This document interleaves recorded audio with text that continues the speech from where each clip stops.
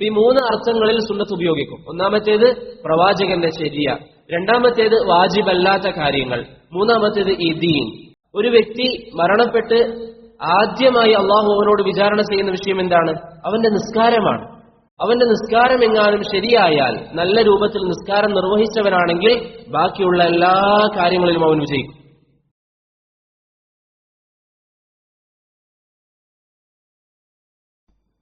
അൽഹംദുലില്ലാഹ് വസ്സലാത്തു വസ്സലാമു അലാ റസൂലില്ലാഹ് വഅലാ ആലിഹി വസഹ്ബിഹി വബഅദ്. റബ്ബി ഇശ്റഹ് ലി സദ്രി വയസ്സിർ ലി അംരി വഹ്ലുൽ ഉഖ്ദതം മിൻ ലിസാനി യഫ്ഖഹു ഖൗലി. സുബ്ഹാനക ലാ ഇൽമ ലനാ ഇല്ലാ മാ 'അല്ലംതനാ ഇന്നക അൻതൽ അലീമുൽ ഹകീം. ബഹുമാനമുള്ള സഹോദരങ്ങളെ, കഴിഞ്ഞ ഏതാനും ആഴ്ചകളായി 5 ദർസുകളിലായി റസൂലുള്ളാഹി സ്വല്ലല്ലാഹു അലൈഹി വസല്ലമയുടെ വുളൂഇന്റെ രൂപമാണ് നാം പറഞ്ഞത്. നബി സല്ലല്ലാഹു അലൈഹി വസല്ലമ തങ്ങൾ എങ്ങനെയാണ് വുളൂ ചെയ്യാറുള്ളത്, അതുപോലെ തന്നെ വുളൂഇൽ നാം ശ്രദ്ധിക്കേണ്ട കാര്യങ്ങൾ എന്തൊക്കെയാണ് തുടങ്ങിയ വിഷയങ്ങളൊക്കെ കഴിഞ്ഞ ദർസുകളിൽ നമ്മൾ പറഞ്ഞു. അതുപോലെ തന്നെ വുളൂഇനെ ബാത്തിലാക്കുന്ന ചില കാര്യങ്ങളും നമ്മൾ അവസാന ദർസിൽ പറഞ്ഞു.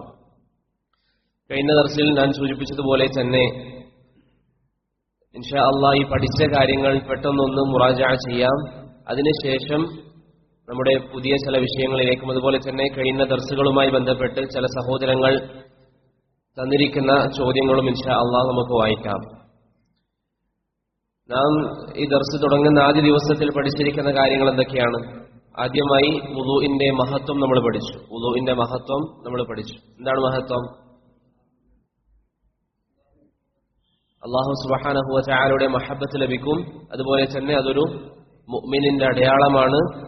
അതൊക്കെ നമ്മൾ പറഞ്ഞു. അതുപോലെ തന്നെ ഈമാനിന്റെ ഒരു ഭാഗമാണ് തുടങ്ങിയ കാര്യങ്ങളൊക്കെ വുളൂഇന്റെ മഹത്വവുമായി ബന്ധപ്പെട്ട് കഴിഞ്ഞ ആദ്യത്തെ ദർസിൽ നമ്മൾ പറഞ്ഞിരുന്നു. അതുപോലെ തന്നെ വുളൂ കാരണത്താൽ അല്ലാഹു സുബ്ഹാനഹു വ തആല പാപങ്ങൾ മാപ്പാക്കി തരും, അതും നമ്മൾ പറഞ്ഞു. അതുപോലെ തന്നെ അവസാന നാളിൽ വുളൂഇന്റെ അവയവങ്ങൾ പ്രത്യേകമായിട്ട് പ്രകാശമുണ്ടാകും. മുസ്ലിമീങ്ങളെ സംബന്ധിച്ചിടത്തോളം അവസാന നാളിൽ അവരുടെ വുളൂഇന്റെ അവയവങ്ങൾ പ്രത്യേകമായി പ്രകാശിക്കുമെന്ന് റസൂലുള്ളാഹി സ്വല്ലല്ലാഹു അലൈഹി വസല്ലം പറഞ്ഞു. മുൻ കഴിയുന്ന സമുദായങ്ങൾക്ക് വുളൂ ഉണ്ടായിരുന്നോ? ഉണ്ടായിരുന്നു. എന്താണ് അതിന്റെ തെളിവ്? ഒന്ന് സാറ റളിയല്ലാഹു അൻഹയുടെ സംഭവം, മറ്റൊന്ന് ജുറൈജിന്റെ സംഭവം. ആ സംഭവങ്ങളിലൊക്കെ മുൻ കഴിഞ്ഞ സമുദായങ്ങളിൽ വുളൂ ഉണ്ടായിരുന്നു എന്നത് വ്യക്തമാണ്. അപ്പോൾ ഈ ഉമ്മത്തിന്റെ പ്രത്യേകത എന്താണ്? അവയവങ്ങൾ പ്രകാശിക്കുക എന്നുള്ളതാണ് ഈ ഉമ്മത്തിന്റെ പ്രത്യേകത. വുളൂ ഈ ഉമ്മത്തിന്റെ പ്രത്യേകതയാണെന്ന് പറഞ്ഞ പണ്ഡിതനാരാ? നമ്മൾ പറഞ്ഞിരുന്നത് തെറ്റാണ്, പക്ഷെ അത് പറഞ്ഞ പണ്ഡിതനാരാണ്? വുളൂ ഈ ഉമ്മത്തിന്റെ പ്രത്യേകതയാണെന്ന് പറഞ്ഞത് ഇബ്നു തൈമിയ്യ റഹിമഹുല്ലാ. അത് ശരിയല്ല. ഏറ്റവും ശരിയായ അഭിപ്രായം അനുസരിച്ച് മുൻകഴിഞ്ഞ സമുദായങ്ങളിലും വുളൂ ഉണ്ടായിരുന്നു. അതുപോലെ തന്നെ നബി സല്ലല്ലാഹു അലൈഹി വസല്ലമയിൽ നിന്ന് വുളൂഉമായി ബന്ധപ്പെട്ട ഹദീസുകൾ ഏകദേശം 17ഓളം സഹാബികൾ ഉദ്ധരിച്ചിട്ടുണ്ട്. ചില സഹാബികൾ ഒരു ഭാഗം മാത്രം, മറ്റു ചിലർ ധാരാളം വശങ്ങൾ, അങ്ങനെ പലരും ഉദ്ധരിച്ചു. അതിൽ ഏറ്റവും വിശാലമായ ഹദീസ് ആരുടേതാണ്? ഉസ്മാൻ ഇബ്നു അഫ്ഫാൻ റളിയല്ലാഹു അൻഹുവിന്റെ. അതാണ് നമ്മൾ ഇവിടെ പഠിച്ചത്. അതുപോലെ തന്നെ അന്ന് ഞാൻ സൂചിപ്പിച്ചിരുന്നു, ബറകല്ലാഹു ഫീക്കും, ഹജ്ജുമായി ബന്ധപ്പെട്ട് ഏറ്റവും വിശദീകരിച്ച ഹദീസ് ആരുടേതാണ്? ജാബിർ ഇബ്നു അബ്ദില്ലാ റളിയല്ലാഹു അൻഹു.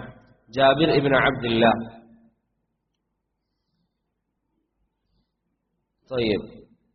അതുപോലെ തന്നെ ഉസ്മാൻ ഇബ്നു അഫ്ഫാൻ റളിയല്ലാഹു അൻഹു, അദ്ദേഹത്തിന്റെ ഹദീസാണ് നമ്മൾ പഠിക്കുന്നതെന്ന് പറഞ്ഞു.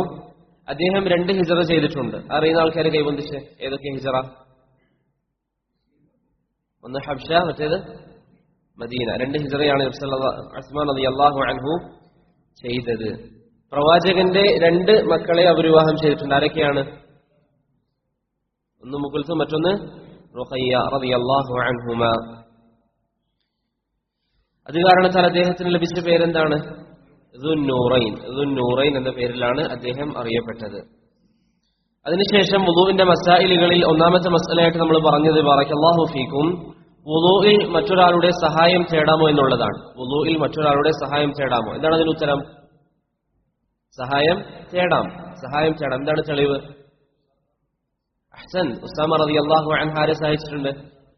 പ്രവാചകൻ. അതുപോലെ തന്നെ വേറെ ഒരു സഹാബിയ മുഗീറത്ത് ബിൻ ശുഅബ റളിയല്ലാഹു അൻഹുമ. ഈ രണ്ട് സഹാബികളും നബി സല്ലല്ലാഹു അലൈഹി വസല്ലമയെ സഹായിച്ചിട്ടുണ്ട്. അതുപോലെ തന്നെ ഉമർ റളിയല്ലാഹു അൻഹുവിനെ ആര് സഹായിച്ചു? Abdullah bin Abbas. ആരുദ്ധരിക്കുന്ന ഹദീസാണ്? ഇമാം ബുഖാരിയും മുസ്ലിമും ഉദ്ധരിക്കുന്ന ഹദീസിൽ അത് സ്ഥിരപ്പെട്ടിട്ടുണ്ട്.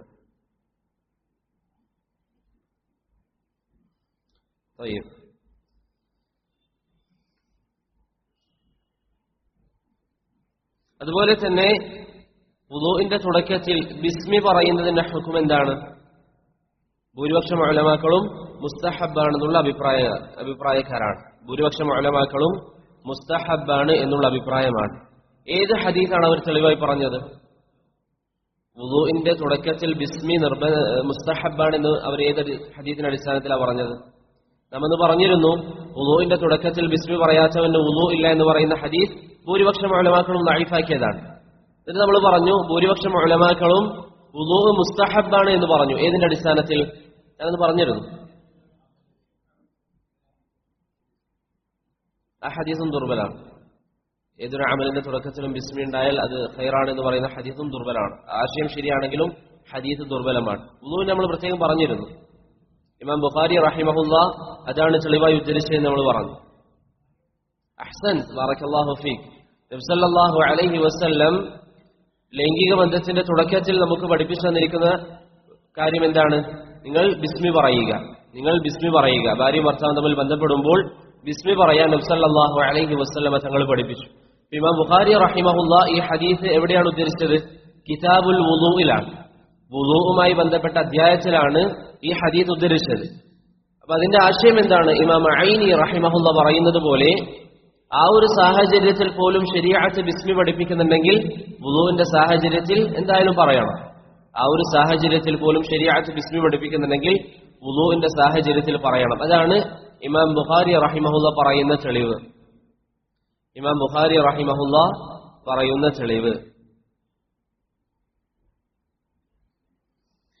അതുപോലെ തന്നെ ബറകല്ലാഹു ഫീക്കും, ഒരു വ്യക്തിക്ക് വുളൂ ചെയ്യുന്നതിന്റെ ഇടയിലാണ് ബിസ്മി പറയാത്തത് ഓർമ്മ വന്നാൽ അദ്ദേഹം എന്ത് ചെയ്യണം? ബിസ്മി പറയണം. ഒന്നുകിൽ വുളൂ ആവർത്തിക്കാം, അല്ലെങ്കിൽ എവിടെ നിന്നാണ് ഓർമ്മ വരുന്നത് ആ സമയം അദ്ദേഹം ബിസ്മി പറഞ്ഞാൽ മതി. രണ്ടാമത്തെ ദർസിൽ നമ്മൾ പറഞ്ഞിരിക്കുന്ന വിഷയം ബറകല്ലാഹു ഫീക്കും സിവാക്കിനെ സംബന്ധിച്ചാണ്. സിവാക്കിന്റെ രണ്ട് അർത്ഥങ്ങൾ നമ്മൾ പറഞ്ഞു. ഏതൊക്കെയാണ്? സിവാക്കിന്റെ രണ്ട് ആശയത്തിൽ സിവാക്ക് ഉപയോഗിക്കും. ഒന്ന് സിവാക്കിന്റെ പേര്, മറ്റൊന്ന് ചെയ്യുന്ന പ്രവർത്തനം. ഈ രണ്ടിനും എന്ത് പറയും? സിവാക്ക് എന്ന് പറയും. ഒരു വ്യക്തി നീ സിവാക്ക് ചെയ്തോ എന്ന് ചോദിച്ചാലും ശരിയാണ്, നിന്റെ കയ്യിൽ സിവാക്ക് ഉണ്ടോ എന്ന് ചോദിച്ചാലും ശരിയാണ്. ആ പ്രവർത്തനത്തിനും അത് ചെയ്യാൻ ഉപയോഗിക്കുന്ന വസ്തുവിനും എന്ന് പറയും? സിവാക്ക് എന്ന് പറയും. സിവാക്കിന്റെ വിധി എന്താണ്? മുസ്തഹബാണ്. ബഹുഭൂരിപക്ഷം പണ്ഡിതന്മാരും അത് മുസ്തഹബാണെന്ന അഭിപ്രായം പറഞ്ഞവരാണ്. സിവാക്കിന്റെ വിഷയത്തിൽ വന്ന ഹദീസ് ഏതാണ്? മലയാളത്തിൽ പറഞ്ഞാൽ മതി, ഏതെങ്കിലും ഒരു ഹദീസ്. ഈ ഉമ്മത്തിന് പ്രയാസമില്ലായിരുന്നുവെങ്കിൽ അവർക്ക് ഞാൻ സിവാക്ക് നിർബന്ധമാക്കുമായിരുന്നു. അബൂ ഹുറൈറ റളിയല്ലാഹു അൻഹുവിന്റെ ഹദീസാണ്.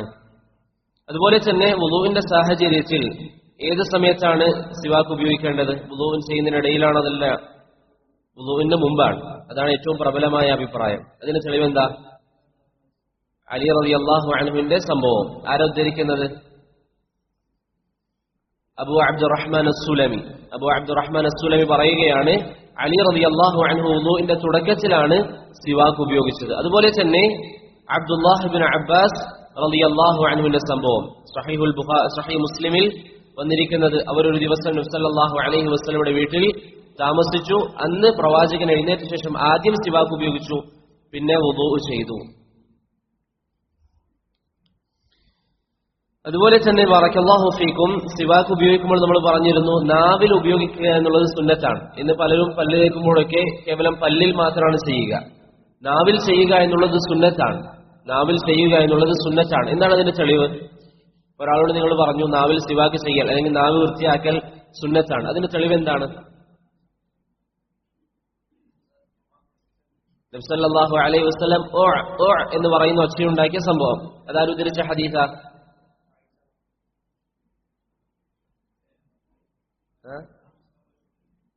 അതല്ല, അത് ഇബ്നു അബ്ബാസ് റളിയല്ലാഹു അൻഹു സംഭവം. ആരാണ്? അബൂ മൂസൽ അശ്അരി റളിയല്ലാഹു അൻഹു. അദ്ദേഹത്തിന്റെ പേരെന്താണ്? അബൂ മൂസയുടെ പേരെന്താ? അബൂ മൂസ എന്നുള്ളത് കുനിയത്താണ്. അദ്ദേഹത്തിന്റെ പേരെന്താ? എന്താണ്? അബ്ദുല്ലാഹ് ഇബ്നു ഖൈസ്. മറക്കരുത്, അബ്ദുല്ലാഹ് ഇബ്നു ഖൈസ് എന്നാണ് അദ്ദേഹത്തിന്റെ പേര്. ധാരാളം ഹദീസുകൾ ഉദ്ധരിച്ച സഹാബിയാണ്.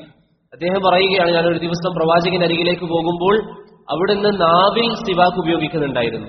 നാവിൽ സിവാക്ക് ഉപയോഗിക്കുന്നുണ്ടായിരുന്നു. ഞാൻ പലപ്പോഴും നിങ്ങളോട് പറയാറുള്ളത് പോലെ നിങ്ങൾ കേവലം സിവാക്ക് ചെയ്യുന്നത് കൊണ്ട് മാത്രം പ്രതിഫലം ലഭിക്കുകയില്ല. നേരെ മറിച്ച് ഒരു വ്യക്തി നാവിൽ ഉപയോഗിക്കുമ്പോൾ അയാളുടെ നിയത്ത് എന്താണ്? എന്റെ പ്രവാചകൻ അങ്ങനെ ഉപയോഗിച്ചിട്ടുണ്ട്, അതുകൊണ്ട് എനിക്കതിന്റെ പ്രതിഫലം വേണം എന്നൊരു നിയത്ത് മനസ്സിലുണ്ടെങ്കിൽ നാം എല്ലാ ദിവസവും പല്ല് തേക്കുന്നത് പോലും ഇബാദത്തായി മാറും. എല്ലാ ദിവസവും പല്ല് തേക്കുന്നത് പോലും ഇബാദത്തായി മാറും, ആ ഒരു നിയത്ത് മനസ്സിലുണ്ടെങ്കിൽ. അതുകൊണ്ട് ആ ഒരു ഉദ്ദേശ ശുദ്ധിയോടുകൂടി സിവാക്ക് ഉപയോഗിക്കാൻ നാം പരിശ്രമിക്കുക. അതുപോലെ തന്നെ ബറക്കല്ലാഹു ഫീക്കും, നമ്മൾ പറഞ്ഞിരുന്ന മറ്റൊരു മസ്അലയാണ് ബ്രഷ് സിവാക്കിന് പകരം ഉപയോഗിക്കാവുന്നതാണ്. ബ്രഷ് സിവാക്കിന് പകരം ഉപയോഗിക്കാവുന്നതാണ്. പക്ഷേ നബി സല്ലല്ലാഹു അലൈഹി വസല്ലം ഏറ്റവും അധികം ഉപയോഗിക്കാറുള്ളത് എന്താ? അറാഖാണ്. പ്രവാചകൻ ഏറ്റവും അധികം ഉപയോഗിക്കാറുള്ളത് അറാഖാണ്. അറാഖ് എന്ന് പറയുന്നത് ഒരു മരത്തടിയാണ്. സൗദി അറബ് രാഷ്ട്രങ്ങളിലൊക്കെ പല സ്ഥലങ്ങളിലുമുള്ള ഒരു തരത്തിലുള്ള മരത്തടിയാണ് അറാഖ്. ഏത് സഹാബിയാണ് പറഞ്ഞത് ഞാൻ പ്രവാചകന് വേണ്ടി അത് ശേഖരിക്കാറുണ്ടായിരുന്നു എന്ന്? അള്ളാഹുവിന്റെ റസൂലിന്റെ ഖിദ്മത്ത് ചെയ്യുന്ന ഒരു സഹാബിയാണ്, അനസല്ല. അദ്ദേഹം പറയുകയാണ്, ഞാൻ നബി സല്ലല്ലാഹു അലൈഹി വസല്ലമ തങ്ങൾക്ക് വേണ്ടി അത് ശേഖരിക്കാറുണ്ടായിരുന്നു. ആരാണ്? അബ്ദുല്ലാഹ് ഇബ്നു മസ്ഊദ്. അബ്ദുല്ലാഹ് ഇബ്നു മസ്ഊദ്. ഇവിടെ ഒരു ഫായിദ, ബറക്കല്ലാഹു ഫീക്കും. നബിയെ ഖിദ്മത്ത് ചെയ്യുന്ന വ്യക്തി എന്ന് പറയുമ്പോൾ പെട്ടെന്ന് എല്ലാവരുടെ മനസ്സിൽ പോകുന്ന ആരാണ്? അനസ് റളിയല്ലാഹു അൻഹു ആണ്. നബിയെ വുളൂയിൽ സഹായിച്ച വ്യക്തി, അല്ലെങ്കിൽ നബിക്ക് വുളൂഇന്റെ പാത്രം ചുമക്കാറുള്ള വ്യക്തി എന്ന പേരുകൊണ്ട് അറിയപ്പെട്ട സഹാബി ആരാണ്? ഇബ്നു മസ്ഊദ് ആണ്. നബി സല്ലല്ലാഹു അലൈഹി വസല്ലമ തങ്ങൾക്ക് വുളൂഇന്റെ വിഷയത്തിൽ മൊത്തത്തിൽ എപ്പോഴും സഹായം നൽകാറുള്ളത് എന്ന പേര് നൽകപ്പെട്ടതായിരിക്കാണ് ഇബ്നു മസ്ഊദ് റളിയല്ലാഹു അൻഹുവിനാണ്. ഏറ്റവും നല്ലത് അറാഖാണ്. അറാഖ് ലഭിച്ചില്ല എങ്കിൽ എന്തുപയോഗിക്കാം? പ്രവാചകൻ ഉപയോഗിച്ച മറ്റൊന്ന് എന്താണ്? ഈന്തപ്പനയുടെ തടി. അതാര് പറഞ്ഞതാ? ഏതാ ഹദീസ്? ആരുദ്ധരിക്കുന്ന ഹദീസാണ്? ആയിഷ റളിയല്ലാഹു അൻഹ. പ്രവാചകന്റെ അവസാന സമയത്ത് അവിടുത്തെ കൂടെ ഉണ്ടായത് ആരാണ്? ആയിഷ മാത്രമാണ് റളിയല്ലാഹു അൻഹ. ആയിഷ റളിയല്ലാഹു അൻഹയുടെ മേലിലേക്ക് ചാർന്ന് നബി സല്ലല്ലാഹു അലൈഹി വസല്ലം ഇരിക്കുമ്പോൾ ആയിഷ റളിയല്ലാഹു അൻഹയുടെ സഹോദരൻ, എന്താ അദ്ദേഹത്തിന്റെ പേര്? അബൂബക്കർ റളിയല്ലാഹുവിന്റെ മകൻ അബ്ദുറഹ്മാൻ ഇബ്നു അബീബക്കർ അവിടേക്ക് കയറി വരികയും അദ്ദേഹത്തിന്റെ കയ്യിലുള്ള മിസ്വാക്ക് എടുത്ത് നബി സല്ലല്ലാഹു അലൈഹി വസല്ലം പല്ല് തേക്കുകയും ചെയ്തു. ആ സിവാക്ക് ഈന്തപ്പന കഷ്ണം കൊണ്ടുള്ളതായിരുന്നു. ഇവിടെ ഒരു ഫായിദ, അബൂബക്കർ റളിയല്ലാഹു അൻഹുവിന്റെ ചരിത്രം നമ്മൾ പഠിച്ചു നോക്കിയാൽ അബൂബക്കർ റളിയല്ലാഹു അൻഹു സഹാബിയാണ്. അദ്ദേഹത്തിന്റെ ഉപ്പാരാണ്? അബൂ ഖുഹാഫ. അഹ്സൻ, അദ്ദേഹവും സഹാബിയാണ്. അബൂബക്കർ റളിയല്ലാഹുവിന്റെ മകനാരാണ്? അബ്ദുറഹ്മാൻ, അതും സഹാബിയാണ്. അവിടുത്തെ മകനാരാണ്? മുഹമ്മദ്, അദ്ദേഹവും സഹാബിയാണ്. ഇബ്നുൽ ജൗസി റഹിമഹുല്ലാഹ് പറയുന്നു, ഒരു കുടുംബത്തിൽ 4 പരമ്പരയോളം സഹാബികൾ. അബൂ ഖുഹാഫ, അബൂബക്കർ സിദ്ദീഖ്, അബ്ദുറഹ്മാൻ, അതിനുശേഷം മുഹമ്മദ്. ഈ 4 ആൾക്കാരും സഹാബികളാണ്. അതുപോലെ തന്നെ അന്ന് പറഞ്ഞിരിക്കുന്ന മറ്റൊരു കാര്യം, ബറക്കല്ലാഹു ഫീക്കും, ഒരു വ്യക്തിയുടെ കയ്യിൽ ബ്രഷ് ഇല്ല, അതുപോലെ തന്നെ സിവാക്ക് ഇല്ല, അങ്ങനെയാണെങ്കിൽ വിരൽ ഉപയോഗിച്ച് തേക്കാൻ പറ്റുമോ? ഒന്നുമില്ല എങ്കിൽ അതെങ്കിലും ചെയ്യുക എന്നാണ് മുഹമ്മദ് ഇബ്രാഹിം അൽ ഷേഖ് റഹിമഹുല്ലയെ പോലെയുള്ള പണ്ഡിതന്മാർ പറയുന്നത്.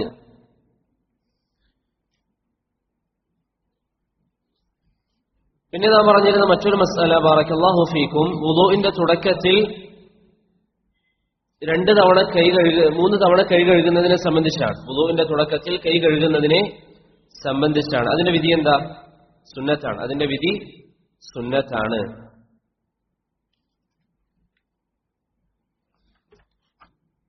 അതുപോലെ തന്നെ ബറക്കല്ലാഹു ഫീക്കും, കൈ കഴുകിയതിനു ശേഷം ചെയ്യേണ്ട അടുത്ത കാര്യം എന്താണ്? വായിൽ വെള്ളം കുപ്പിളിക്കുക, മൂക്കിലേക്ക് വെള്ളം കയറ്റുക, അത് ശീതി കളയുക. അതിന്റെ വിധി എന്താ? നമ്മളെന്ന് പറഞ്ഞത് ധാരാളം അഭിപ്രായ വ്യത്യാസങ്ങളുണ്ട്. അതുകൊണ്ട് ഏറ്റവും നല്ലത് അതൊന്നും ഒഴിവാക്കാതിരിക്കുക. അഥവാ ഒഴിവായി പോയാൽ ഏറ്റവും നല്ലത് എന്താണ്? വുളൂ മാറ്റി ചെയ്യലാണ്. പക്ഷേ അഭിപ്രായ വ്യത്യാസം നിലനിൽക്കുന്നത് കൊണ്ട് തന്നെ ഏതെങ്കിലും ഒരു വ്യക്തി മൂക്കിൽ വെള്ളം കയറ്റാതെ അല്ലെങ്കിൽ ഈ പറഞ്ഞതുപോലെ അതൊന്നും ചെയ്യാതിരുന്നാൽ അദ്ദേഹത്തിന്റെ നിസ്കാരം ബാത്തിലാണ് നമ്മൾ പറയരുത്. കാരണം അഭിപ്രായ വ്യത്യാസം നിലനിൽക്കുന്നുണ്ട്. അഭിപ്രായ വ്യത്യാസം പണ്ഡിതന്മാർക്കിടയിൽ നിലനിൽക്കുന്നതിനാൽ ഒരു വ്യക്തി മൂക്കിലൊന്നും വെള്ളം കയറ്റാതെ ഒന്നും ചെയ്തു, അങ്ങനെ അദ്ദേഹം നിസ്കരിച്ചാൽ അദ്ദേഹത്തിന്റെ നിസ്കാരം ബാത്തിലാണെന്ന് നമ്മൾ പറയരുത്. കാരണം ഭൂരിപക്ഷം പണ്ഡിതന്മാരുടെ അഭിപ്രായം അനുസരിച്ച് മൂക്കിൽ വെള്ളം കയറ്റുക എന്നുള്ളത് നിർബന്ധമല്ല. പക്ഷെ അതാണ് നിർബന്ധം എന്നതുകൊണ്ടാണ് അല്ലാഹു അലം ഏറ്റവും ശരിയായ അഭിപ്രായം, അല്ലെങ്കിൽ ഹക്കിനോട് കൂടുതൽ യോജിച്ചിട്ടുള്ളത്. പക്ഷെ പണ്ഡിതന്മാർക്കിടയിൽ അഭിപ്രായ വ്യത്യാസം ഉള്ളതിനാൽ യാതൊരു കാരണവശാലും പെട്ടെന്ന് ഒരാളുടെ അമൽ ബാത്തിലാണെന്ന് നമ്മൾ പറയരുത്. അതുപോലെ തന്നെ ബറക്കല്ലാഹു ഫീക്കും അന്ന് പറഞ്ഞിരുന്ന മറ്റൊരു കാര്യമാണ് മൂക്കിലേക്ക് വെള്ളം കയറ്റുക എന്നുള്ളത്. ധാരാളം ഉലമാക്കൾ വാജിബാക്കിയെങ്കിലും മൂക്കിലേക്ക് വെള്ളം അമിതമായി നന്നായി വലിച്ചു കയറ്റുന്നതിന്റെ വിധി എന്താണ്? സുന്നത്താണ്. അത് വാജിബല്ല, അത് സുന്നത്താണ്. അതുകൊണ്ടാണ് നോമ്പുകാരനെ സംബന്ധിച്ചിടത്തോളം നബി സല്ലല്ലാഹു അലൈഹി വസല്ലം പറഞ്ഞത് അധികമായി വെള്ളം വലിച്ചു കയറ്റാൻ പാടില്ല എന്ന്. അതുപോലെ തന്നെ മൂക്കിലേക്ക് വെള്ളം കയറ്റലും അത് വായിൽ വെള്ളം കുപ്പിളിക്കാൻ വേണ്ടി വായിലേക്ക് വെള്ളം എടുക്കലും മൂക്കിലേക്ക് വെള്ളം കയറ്റലും ഏത് കൈകൊണ്ടാണ് സുന്നത്ത്? വലത്തെ കൈകൊണ്ടാണ്. എന്നാൽ അത് ഒഴിവാക്കുമ്പോഴോ ഇടത്തെ കൈയാണ്. അത് ചീറ്റിക്കളയുമ്പോൾ ഇടത്തെ കൈയാണ് സുന്നത്ത്. അതിന് തെളിവെന്താ? അലി റളിയല്ലാഹു അൻഹുവിന്റെ സംഭവം. അദ്ദേഹം വുളൂ ചെയ്യാൻ വേണ്ടി വെള്ളം ആവശ്യപ്പെട്ടു. അങ്ങനെ മൂക്കിലേക്ക് വെള്ളം കയറ്റി വായിൽ വെള്ളം വെച്ചു. അതിനുശേഷം കാണാം വനസറ ബിയദിഹിൽ യുസ്റ, അലി റളിയല്ലാഹു അൻഹു ഇടത്തെ കൈകൊണ്ടാണ് അവിടുത്തെ മൂക്ക് വൃത്തിയാക്കിയത്. അതിനുശേഷം ബറക്കല്ലാഹു ഫീക്കും നമ്മൾ പറഞ്ഞിരിക്കുന്ന കാര്യമാണ് മുഖം കഴുകുക എന്നുള്ളത്. വുളൂഇന്റെ ഒന്നാമത്തെ റുക്കൻ മുഖം കഴുകുക എന്നുള്ളത്. അതിന് തെളിവെന്താ? ഒന്ന് ഉസ്മാൻ റളിയല്ലാഹു അൻഹുവിന്റെ സംഭവം. അതുപോലെ തന്നെ ഖുർആനിലെ ആയത്ത് സൂറത്തുൽ മാഇദയിലെ 6-ാമത്തെ വചനം. ധാരാളം ഉലമാക്കൾ ആ വിഷയത്തിൽ ഇജ്മാഅ ഉദ്ധരിച്ചിട്ടുണ്ട്. അതൊക്കെ എല്ലാവർക്കും അറിയുന്ന വിഷയങ്ങളാണ്, അതുകൊണ്ട് അധികം പറയുന്നില്ല. അതുപോലെ തന്നെ ബറക്കല്ലാഹു ഫീക്കും താടിയുടെ വിഷയം നമ്മൾ പറഞ്ഞ എന്താ? താടി രണ്ട് രൂപത്തിലാണ്. അടിസ്ഥാനപരമായി താടി രണ്ട് രൂപത്തിലാണ്. ഒന്ന് തിക്കുള്ള താടി, രണ്ട് തിക്കില്ലാത്ത താടി. അത് വേർതിരിക്കാനുള്ള മാനദണ്ഡം നമ്മളൊരു വ്യക്തിയെ നോക്കുമ്പോൾ അദ്ദേഹത്തിന്റെ താടിയിലൂടെ അദ്ദേഹത്തിന്റെ തൊലി കാണുന്നുണ്ട് എങ്കിൽ അതെന്താണ്? കട്ടിയില്ലാത്ത താടിയാണ്. അങ്ങനെയുള്ള താടിയുള്ള വ്യക്തികളെ സംബന്ധിച്ചിടത്തോളം വുളൂ ചെയ്യുമ്പോൾ അകത്തേക്ക് വെള്ളം കയറ്റുക എന്നുള്ളത് സുന്നത്താണോ?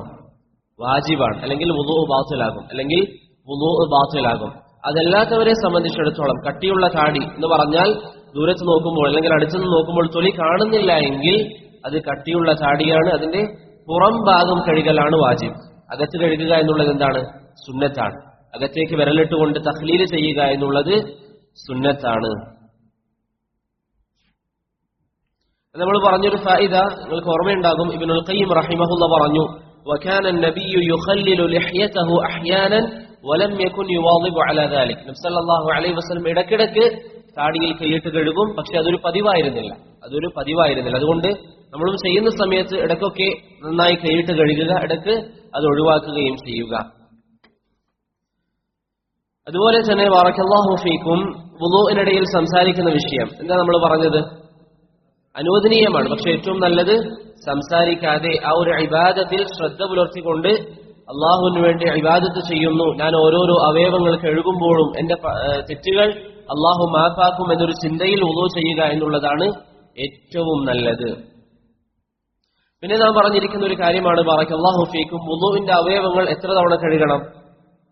ഒരു തവണ എന്ന ഹദീസിൽ വന്നിട്ടുണ്ട്, 2 എന്ന് വന്നിട്ടുണ്ട്, 3 എന്ന് വന്നിട്ടുണ്ട്. ഇത് മൂന്നും എവിടെയാണ് സ്ഥിരപ്പെട്ടത്? സഹീഹുൽ ബുഖാരിയിൽ.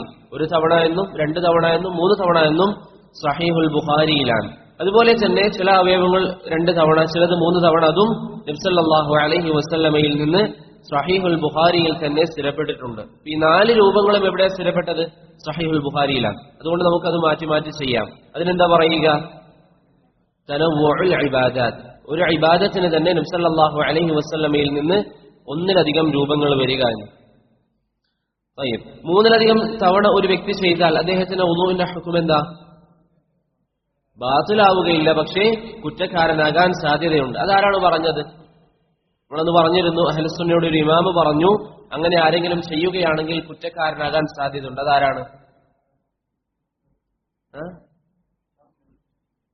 നമ്മളൊന്ന് പറഞ്ഞതാരെയാണ്? ഇമാം നവവി റഹ്മത്തുള്ളാഹി പറഞ്ഞ എന്താ? അങ്ങനെ ആരെങ്കിലും ചെയ്യുകയാണെങ്കിൽ അത് കറാഹത്താണ് എന്നാണ്. പക്ഷെ അവൻ കുറ്റക്കാരനാവാൻ സാധ്യതയുണ്ടെന്ന് ആരെന്താ പറഞ്ഞത്? അഹ്ലുസുന്നയുടെ വലിയ പണ്ഡിതനാണ്. വലിയ പണ്ഡിതൻ എന്ന് പറഞ്ഞാൽ ഇബ്നു ഹജർ അസ്ഖലാനി പറയുകയാണ്, അദ്ദേഹത്തിൽ എല്ലാ ഖൈറുമുണ്ട്. അതേത് പണ്ഡിതനെ പറ്റിയാണ്? അദ്ദേഹത്തിൽ എല്ലാ ഖൈറുണ്ട് എന്ന് പറഞ്ഞാൽ അദ്ദേഹം ധനികനായിരുന്നു, അതുകൊണ്ട് ധാരാളമായി സദഖ കൊടുക്കാറാണ്. അദ്ദേഹം യുദ്ധത്തിൽ പങ്കെടുത്തിട്ടുണ്ട്. അദ്ദേഹം വലിയ ആലിമാണ്, ധാരാളം മഹത്തുള്ളൊരു വ്യക്തിയാണ്. അബ്ദുല്ലാഹ് ഇബ്നുൽ മുബാറക് പറഞ്ഞിരുന്നു. അബ്ദുല്ലാഹ് ഇബ്നുൽ മുബാറക് റഹിമഹുല്ലാഹ് അദ്ദേഹം പറയുകയാണ്, വുദൂഇന്റെ അവയവങ്ങൾ 3-ലധികം തവണ കഴുകിയാൽ അവൻ കുറ്റക്കാരനാകുമോ എന്ന് ഞാൻ പേടിക്കുകയാണ്. അബ്ദുല്ലാഹ് ഇബ്നുൽ മുബാറക്. ഇബ്നു ഹജർ അദ്ദേഹത്തെ പേര് പറഞ്ഞ എന്താ? ഇജ്തമഅത് ഫീഹി ഖിസാലുൽ ഖൈർ, എല്ലാ നന്മകളും അദ്ദേഹത്തിൽ അടങ്ങിയിട്ടുണ്ട്. എല്ലാ നന്മകളും അദ്ദേഹത്തിൽ അടങ്ങിയിട്ടുണ്ട് എന്നാണ് ഇബ്നു ഹജർ അബ്ദുല്ലാഹ് ഇബ്നുൽ മുബാറക്കിനെ സംബന്ധിച്ച് പറഞ്ഞത്. അതുപോലെ തന്നെ മുഖം കഴുകിയതിനു ശേഷം ചെയ്യേണ്ടത് എന്താ? കൈ രണ്ടും മുട്ടോടുകൂടി കഴുകുക, മുട്ടടക്കം കൈ രണ്ടും കഴുകുക എന്നുള്ളതാണ്.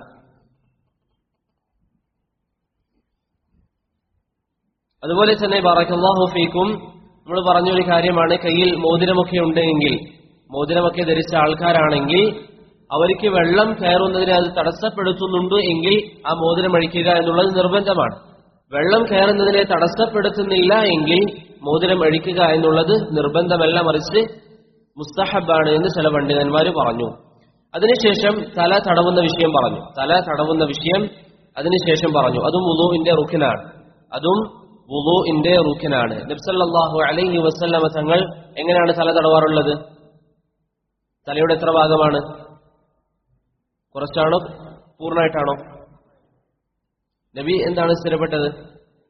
നബിയിൽ നിന്ന് സ്ഥിരപ്പെട്ടിരിക്കുന്നതൊക്കെ പൂർണ്ണമായിട്ട് എന്നാണ്. നബി സല്ലല്ലാഹു അലൈഹി വസല്ലമയിൽ നിന്ന് സ്ഥിരപ്പെട്ടു വന്നിരിക്കുന്ന കാര്യങ്ങൾ തല പൂർണ്ണമായിട്ട് തടവുക എന്നുള്ളതാണ്. എന്നാൽ സഹാബികളിൽ നിന്ന് തല കുറച്ച് തടവി എന്ന് വന്നിട്ടുണ്ട്. സഹാബികളിൽ നിന്ന് തലയുടെ കുറച്ചു ഭാഗം തടവി എന്ന് വന്നിട്ടുണ്ട്. ഏതൊക്കെ സഹാബിയാണ്? Abdullah bin Umar, Salamat binul Akwa. Abdullah bin ഉമറും സലമത്ത് ബിനുൽ അക്വഅും തലയുടെ ഒരു ഭാഗം മാത്രം തടവി, അല്ലെങ്കിൽ മുൻഭാഗം മാത്രം തടവി എന്ന് സ്ഥിരപ്പെട്ടു വന്നിട്ടുണ്ട്. അതുകൊണ്ട് തന്നെ ആരെങ്കിലും അങ്ങനെ ചെയ്യുകയാണെങ്കിൽ അവരുടെ വുളൂ ബാത്തിലാണെന്ന് പറയാൻ സാധ്യമല്ല. കാരണം സഹാബത്തിൽ നിന്ന് സ്ഥിരപ്പെട്ടിരിക്കുന്ന വിഷയമാണ്. അതുപോലെ തന്നെ ആ സ്ഥിരപ്പെട്ടതിനെ സംബന്ധിച്ച് ഇബ്നു ഹജർ പറയാണ്, സഹാബികളിൽ നിന്ന് തലയുടെ കുറച്ചു ഭാഗം തടവുന്നത് സ്ഥിരപ്പെട്ടു. അത് വേറെ ഒരു സഹാബിയും എതിർത്തിട്ടില്ല. അവരുടെ കാലഘട്ടത്തിൽ വുളൂ എന്ന് പറയുമ്പോൾ ആരും വീട്ടിൽ നിന്ന് ചെയ്യുന്ന കാര്യം മാത്രമല്ല, മറിച്ച് പരസ്യമായി പലപ്പോഴും ചെയ്യാറുണ്ട്. എന്നിട്ടും ഒരു സഹാബി പോലും എതിർത്തിട്ടില്ല. അതുകൊണ്ട് തന്നെ ഒരു വ്യക്തി അങ്ങനെ ചെയ്യുകയാണെങ്കിൽ അത് മതിയാകുന്നതാണ്. പക്ഷെ ഏറ്റവും അഫ്ളൽ എന്താണ്? തല പൂർണ്ണമായി തടവുക എന്നുള്ളതാണ്. ഏറ്റവും അഫ്ളൽ തല പൂർണ്ണമായി തടവുക എന്നുള്ളതാണ്. അതുപോലെ തന്നെ ബറക്കല്ലാഹു ഫീക്കും, തല എത്ര തവണയാണ് തടവേണ്ടത്? ഒരു തവണ എന്നുള്ളതാണ് ഏറ്റവും അധികം നബി സല്ലല്ലാഹു അലൈഹി വസല്ലമയിൽ നിന്ന് വന്നിരിക്കുന്നത്. സ്വഹീഹായ അല്ലെങ്കിൽ ഏറ്റവും സ്വഹീഹായ ഹദീസുകളിലുള്ളത് ഒരു തവണ എന്നാണ്. എന്നാൽ എന്തും കൂടി സ്ഥിരപ്പെട്ടിട്ടുണ്ട്, 3 തവണ എന്നും സ്ഥിരപ്പെട്ടിട്ടുണ്ട്, അല്ലെങ്കിൽ 3 തവണ എന്നും ഹദീസ് വന്നിട്ടുണ്ട്. ആരുദ്ധരിക്കുന്ന ഹദീസ? അബൂദാവൂദ് റഹിമഹുല്ലാഹ്. ഇമാം അബൂദാവൂദ് ഉദ്ധരിക്കുന്ന ഹദീസിൽ നബി സല്ലല്ലാഹു അലൈഹി വസല്ലം 3 തവണ തല തടവിയതായിട്ടും വന്നിട്ടുണ്ട്. ഷെയ്ഖ് അൽബാനി റഹിമഹുല്ലാഹ് ആ ഹദീസ് സ്വഹീഹാക്കുകയും ഷെയ്ഖ് പറഞ്ഞു, ഒരു വ്യക്തി ഇടയ്ക്കൊക്കെ 3 തവണ തല തടവുന്നതിൽ പ്രശ്നമില്ല. അതുപോലെ തന്നെ തല തടവുന്നതിന്റെ 2 രൂപങ്ങൾ നമ്മൾ പറഞ്ഞിരുന്നു. ഒന്നുകിൽ നമ്മൾ പൊതുവെ ചെയ്യാറുള്ളത് പോലെ മുമ്പിൽ നിന്ന് തുടങ്ങി പിറകിലേക്കും അവിടുന്ന് മുമ്പിലേക്കും തിരിച്ചു വരിക, അല്ലെങ്കിൽ മുടി വാരിയതനുസരിച്ച് മുടിയുടെ കോലം മാറ്റാതെയും എന്ത് ചെയ്യാം? തല തടവാം. ഒരു വ്യക്തി മുടി വാരി വെച്ചിട്ടുണ്ട് എങ്കിൽ അതിന്റെ രൂപം മാറ്റാതെയും തല തടവാം. റുബയ്യ ബിൻതു മുഅവ്വദ് റളിയല്ലാഹു അൻഹയുടെ ഹദീസിൽ ഇമാം അബൂദാവൂദും അഹ്മദും ഉദ്ധരിക്കുന്നതിൽ അത് സ്ഥിരപ്പെട്ടിട്ടുണ്ട്. അതുപോലെ തന്നെ ഹനഫി മദ്ഹബിനിടയിൽ വളരെയധികം പ്രചാരണത്തിലുള്ള ഒരു കാര്യമാണ് അവർ പിരടി തടവും. അവർ തല തടവുന്നതിന്റെ കൂടെ പിരടി തടവും. ആ വിഷയത്തിൽ നബി സല്ലല്ലാഹു അലൈഹി വസല്ലമയിൽ നിന്ന് ഒരു ഹദീസും സ്ഥിരപ്പെട്ടിട്ടില്ല. അതുപോലെ തന്നെ ബറക്കല്ലാഹു ഫീക്കും എന്ന് പറഞ്ഞിരിക്കുന്ന മറ്റൊരു മസ്അലയാണ്, തൊപ്പിയുടെ മുകളിൽ തടവാമോ? തൊപ്പിയുടെ മുകളിൽ തടവാൻ പാടില്ല. തൊപ്പിയുടെ മുകളിൽ തടവാൻ പാടില്ല. നബി സല്ലല്ലാഹു അലൈഹി വസല്ലമയിൽ നിന്ന് സ്ഥിരപ്പെട്ടിരിക്കുന്നത് 3 രൂപങ്ങളാണ്. ഒന്നാമത്തേത് തല മാത്രം തടവുക എന്നുള്ളത്, നമ്മളൊക്കെ പൊതുവെ ചെയ്യാറുള്ളത്. രണ്ടാമത്തേത് തലപ്പാവ് ധരിച്ചിരിക്കുന്ന അവസ്ഥയിൽ നബി സല്ലല്ലാഹു അലൈഹി വസല്ലം കുറച്ച് തലപ്പാവ് നീക്കും, മുടിയുടെ മുൻഭാഗം തടവും, ബാക്കി തലപ്പാവിൽ പൂർത്തീകരിക്കും. മുടിയുടെ മുൻഭാഗം തടവും, ബാക്കി തലപ്പാവിൽ പൂർത്തീകരിക്കും. മൂന്നാമത്തെ രൂപം എന്താണ്? തലപ്പാവ് മാത്രം തടവുക എന്നുള്ളത്. തലപ്പാവ് മാത്രം തടവുക എന്നുള്ളത്, മുടി തീരെ തടവാതെ തലപ്പാവ് മാത്രം തടവുക എന്നുള്ളതും നബി സല്ലല്ലാഹു അലൈഹി വസല്ലമയിൽ നിന്ന് സ്ഥിരപ്പെട്ടിട്ടുണ്ട്. ഈ 3 രൂപങ്ങളാണ് റസൂലുള്ളാഹി സ്വല്ലല്ലാഹു അലൈഹി വസല്ലമയിൽ നിന്ന് സ്ഥിരപ്പെട്ടത്.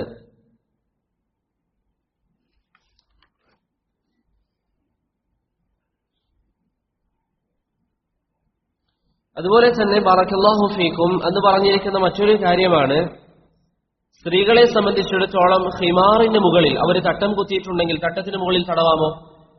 തടവാം. തട്ടത്തിന് മുകളിലും തടവാം. അഭിപ്രായ വ്യത്യാസമുണ്ട്, പക്ഷേ തട്ടത്തിന് മുകളിൽ തടവൽ അനുവദനീയമാണ്. ഷെയ്ഖ് ഇബ്നു ഉസൈമീൻ റഹിമഹുല്ലാഹ് പറഞ്ഞു, ഒരു സ്ത്രീയെ സംബന്ധിച്ചിടത്തോളം അവർക്ക് തട്ടമഴിക്കാൻ പ്രയാസമുള്ള സാഹചര്യത്തിലൊക്കെ ആണെങ്കിൽ അവർക്ക് തടവൽ അനുവദനീയമാണ്. അതല്ലാതെ വീട്ടിലൊക്കെ ആണെങ്കിൽ ഏറ്റവും നല്ലത് തട്ടമൂരിയതിനു ശേഷം സാധാ രൂപത്തിൽ വുളൂ ചെയ്യലാണ്. പക്ഷേ പുറത്തൊക്കെ പോയി തട്ടമഴിക്കൽ പ്രയാസമാണെങ്കിൽ അവർക്ക് തട്ടത്തിലും തടവാം. അതിന് തെളിവെന്താണ്? തലപ്പാവ് തടവാനുള്ള ഹദീസുകൾ തന്നെ.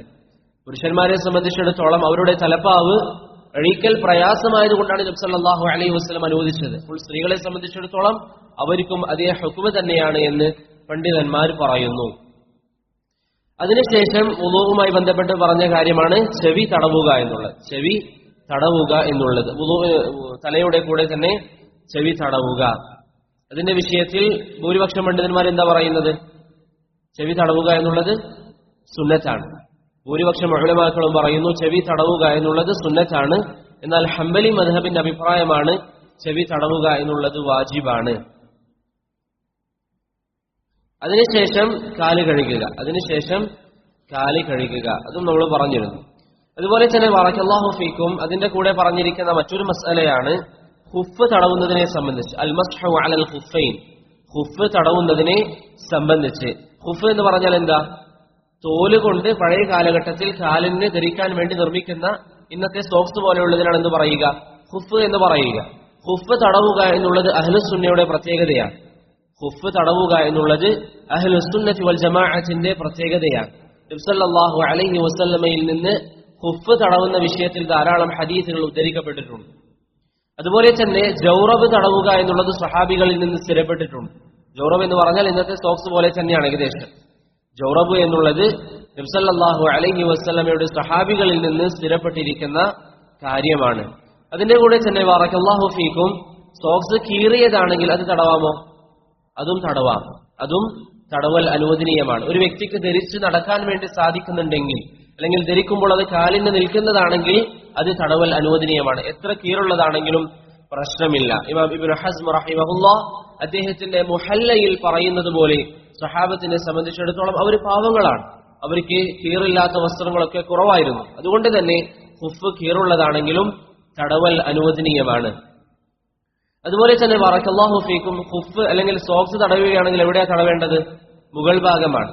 ഒരു ഹദീസിൽ വന്നിട്ടുണ്ട് നബി സല്ലല്ലാഹു അലൈഹി വസല്ലം ഖുഫിന്റെ മുകളിലും താഴെയും തടവിയെന്ന്. ആ ഹദീസ്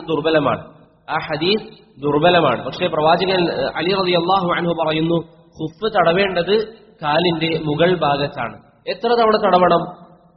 ഇവിടെ ഒരു സഹോദരൻ വിളിച്ചു ചോദിച്ചിരുന്നു, ഇവിടെ ദർശനം പങ്കെടുക്കാറുണ്ടെന്നാണ് പറഞ്ഞത്. എത്ര തവണ തടവണം എന്നുള്ളത് നമ്മളത് പറഞ്ഞ കാര്യമാണ്. ഒരു തവണയാണ് ഖുഫിന്റെ മുകളിൽ തടവേണ്ടത്. ഒരു തവണയാണ് ഖുഫിന്റെ മുകളിൽ ശരീഅത്ത് തടവാൻ വേണ്ടി പറഞ്ഞിരിക്കുന്നത്. അതുപോലെ തന്നെ ബറക്കല്ലാഹു ഫീക്കും ഒരു വ്യക്തി സോക്സ് ധരിച്ചിട്ടുണ്ടെങ്കിൽ വുളൂഇന്റെ സാഹചര്യത്തിൽ അത് അഴിക്കലാണോ അതല്ല അതിന് മുകളിൽ തടവലാണോ ഉത്തമം? അതിന് മുകളിൽ തടവലാണ്. അതിനുള്ള കാരണം എന്താ? അഹ്സൻതും ബറക്കല്ലാഹു ഫീക്കും. ഇബ്നുൽ മുൻദിർ റഹിമഹുല്ലാഹ് പറയുന്നു അഹ്ലുസുന്നയ്ക്കിടയിൽ ഖുഫ് തടവുക എന്ന വിഷയത്തിൽ അഭിപ്രായ ഭിന്നതയില്ല. അതുകൊണ്ട് തന്നെ അഹ്ലുസുന്നയോട് ഈ വിഷയത്തിൽ എതിര് കാണിക്കുന്നത് ആരാണ്? ഷിയാക്കളാണ്. അപ്പൊ ഷിയാക്കൾ എതിർക്കുന്ന ഒരു പ്രവർത്തനം നമ്മൾ ചെയ്തുകൊണ്ട് അവരോട് വേറിട്ട് നിൽക്കുക എന്നുള്ളത് അഹ്ലുസുന്നയെ സംബന്ധിച്ചിടത്തോളം അവരുടെ ഒരു ഇസ്സത്തിന്റെ കാര്യമാണ്. അതുകൊണ്ട് തന്നെ ഖുഫിൽ തടവുക എന്നുള്ളതാണ് ഏറ്റവും നല്ലത്. എത്ര ദിവസം വരെ ഖുഫ് തടവാം? യാത്രക്കാരനാണെങ്കിൽ 3 ദിവസം, അതായത് 72 മണിക്കൂർ. അതല്ല സാധാരണ ആളാണെങ്കിലോ 24 മണിക്കൂർ. അതാരാ പറഞ്ഞത്? ഏത് സഹാബിയാ പറഞ്ഞത്?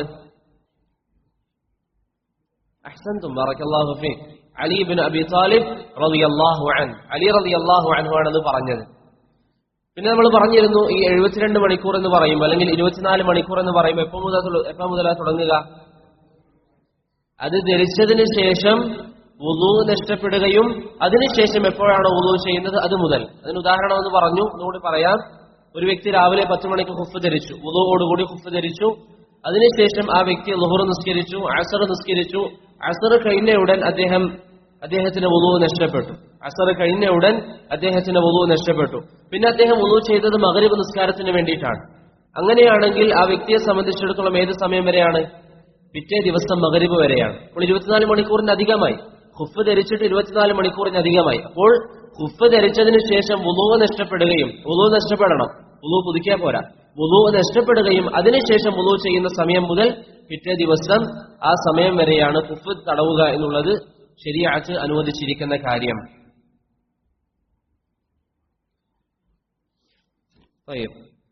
അതിനുശേഷം അവസാനത്തെ ദർസിൽ, കഴിഞ്ഞ ദർസിൽ നമ്മൾ പറഞ്ഞിരിക്കുന്ന കാര്യം, ബറകല്ലാഹു ഫീക്കും, ഞാനിത് മുറാജഅ ചെയ്യാനുള്ള കാരണം നിങ്ങൾ തിരക്കൊക്കെ കാരണത്താൽ ഇത് പിന്നെ നോക്കിയിട്ടില്ല എങ്കിൽ അതങ്ങ് മറന്നുപോകും. അങ്ങനെ പഠിച്ചിട്ട് കാര്യമില്ല.